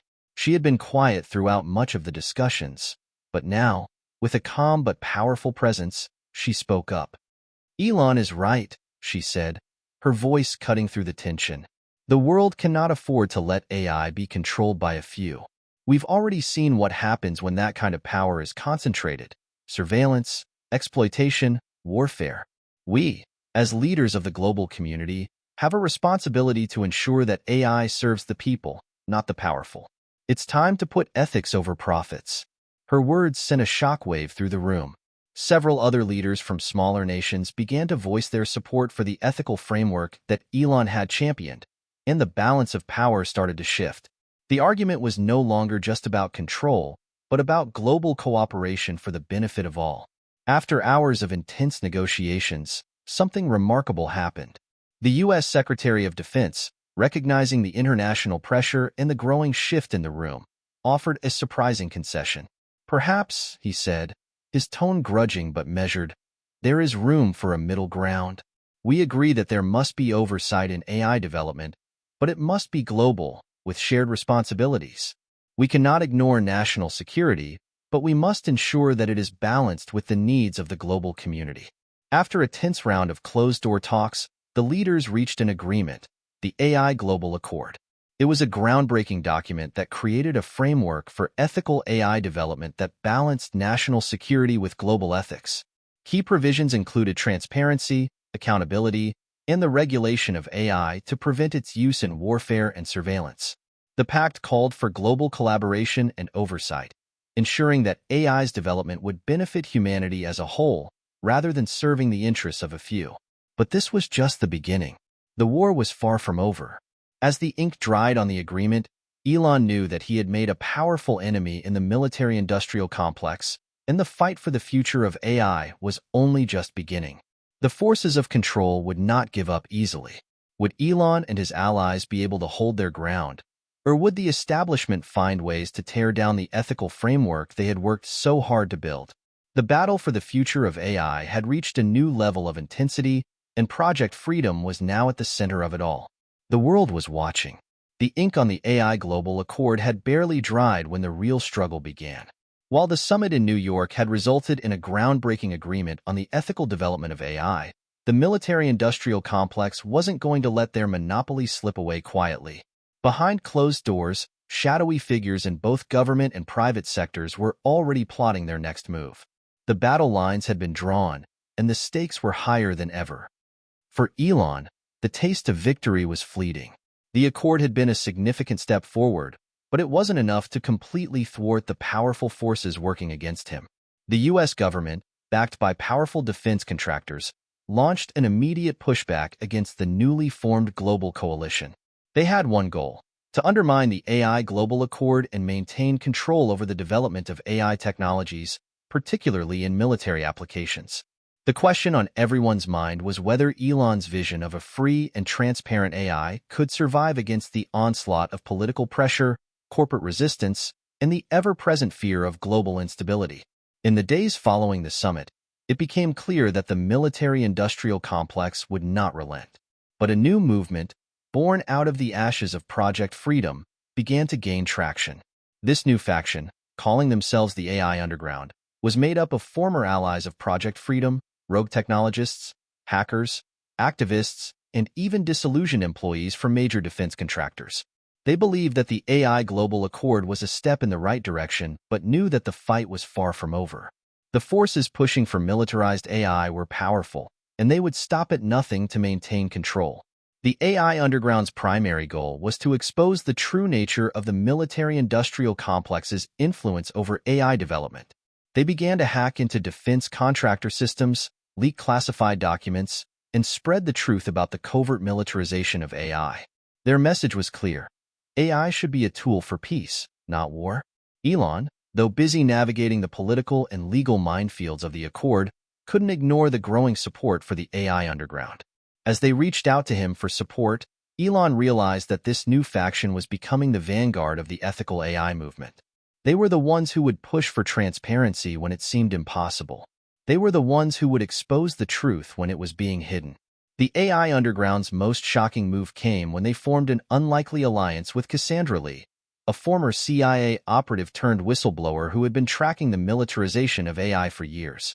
Lee had been fired from the CIA after uncovering evidence of the illegal development of autonomous weapon systems, and she had since gone underground, trying to expose the truth to the world. Cassandra's knowledge was invaluable. She had insider information about the military's AI projects, information that the defense contractors and government officials would kill to keep secret. With her expertise, the AI Underground was able to hack into military databases, leaking evidence of covert AI development programs meant for surveillance, warfare, and subjugation. Through Cassandra, the AI underground obtained irrefutable proof that the U.S. government had been secretly building autonomous killer drones and using AI-enhanced surveillance to track and control civilian populations across the world. They even uncovered plans for weaponized robots designed to be deployed in military conflicts, circumventing any need for human soldiers. The exposure of this information sent shockwaves through the world. Major media outlets, once reluctant to cover Elon's movement, now found themselves forced to report on the story. The AI Global Accord, which had initially seemed like a fragile victory, was suddenly under intense scrutiny. Governments, especially those involved in the Global Coalition for Ethical AI, demanded accountability.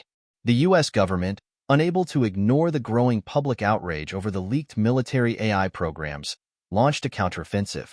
The Secretary of Defense and key military contractors issued a series of public statements, claiming that the leaks were dangerous, irresponsible, and nationally threatening.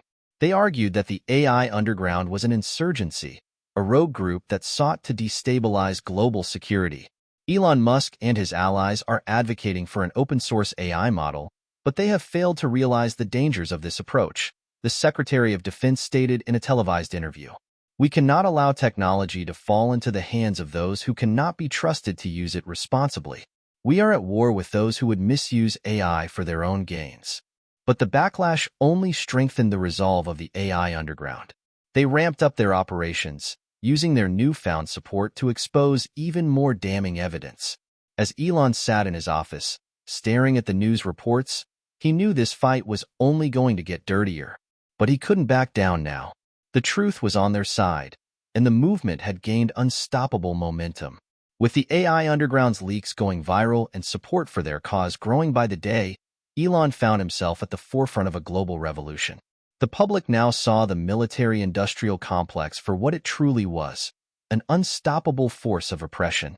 The leaks from Cassandra and the underground painted a chilling picture of what was happening behind closed doors. AI was being used not for the betterment of humanity, but to entrench control, manipulate populations, and advance warfare. But while the underground movement was pushing for transparency, the U.S. government and its allies were preparing for retaliation. The global network of AI developers, tech giants, and military contractors began to fight back in unison, using their legal and economic power to squash the uprising. Elon faced pressure from every direction. Corporate rivals, governments, and even former allies turned on him. As his support base began to fracture, he found himself in a lonely position. Yet, with each passing day, the public outrage against the militarization of AI grew stronger. In a secret meeting with his inner circle, Elon made a decision that would shape the future of the movement. They would take the fight to the source. "We can't keep playing defense," Elon said, his voice resolute. "The system is rigged, and the longer we wait, the stronger they get. We need to disrupt their power base. We need to target the heart of the military-industrial complex." Maya, who had been working tirelessly on the legal front, spoke up. "What are you suggesting? A public attack?" "No," Elon replied, shaking his head. "We go directly to the defense contractors. We disrupt their operations, their AI development centers, their military projects. We need to show the world that AI can no longer be used as a weapon of war. The AI underground can help us. Together, we can infiltrate their systems and expose them for what they really are." With the AI underground's expertise and Cassandra Lee's inside information, Elon and his team launched a coordinated cyber assault on the defense contractors and military AI facilities. Their goal was simple: to expose the depths of the military-industrial complex's use of AI for surveillance, manipulation, and control. What they didn't expect was how much resistance they would encounter. This was not just a battle for ethical AI. It was a battle for the future of humanity. The clock was ticking.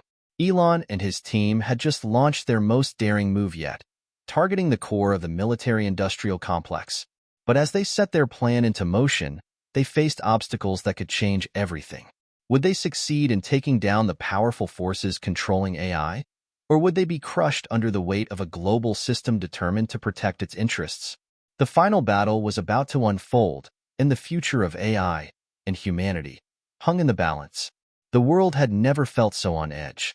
Every news outlet, every social media platform, and every public forum buzzed with tension as Elon Musk and the AI underground launched their most daring attack yet. The military-industrial complex had underestimated their resolve, thinking that public outcry and legal measures would be enough to shut them down. But they were wrong. Now, the battle for the future of AI wasn't just happening in conference rooms or behind closed doors. It was playing out in real time. High-stakes cyber warfare, media frenzy, and a global uprising against the militarization of AI were all converging into a dramatic showdown. Elon sat at the head of a war room in one of his private offices. His mind raced. There was no turning back now. The attack had begun. They had infiltrated critical defense contractors' AI development facilities, exposed classified documents, and unraveled deep ties between the largest defense companies and government agencies. But as powerful as their revelations were, the stakes had escalated into a full-fledged global conflict. News reports were coming in faster than Elon could keep up with. The leaks were hitting major media outlets across the world. Headlines screamed, "Classified AI military operations leaked. Governments scramble to contain global AI crisis." Elon Musk's movement exposes AI's dark side, a future controlled by war. The military-industrial complex had retaliated quickly, launching legal countermeasures and using their political leverage to stifle the truth. But it wasn't enough to silence the growing anger across the globe. People were starting to question the militarization of technology. Was it really in the name of security, or had it all been about power, control, and profit? The movement for ethical AI, once an underground fringe idea, was now being embraced by millions. Protests erupted in cities around the world as people demanded that AI be used for peace, not war. The streets were filled with signs, "AI for humanity," "Transparency now," and "No more killer drones." The message was clear. The people were taking control of their future. Despite the growing popular support for the ethical AI movement, the U.S. government and its allies were far from defeated. The military-industrial complex was vast, and their influence ran deep. As Elon watched the political landscape shift, he knew the final battle was imminent. The White House and Pentagon convened a high-level meeting.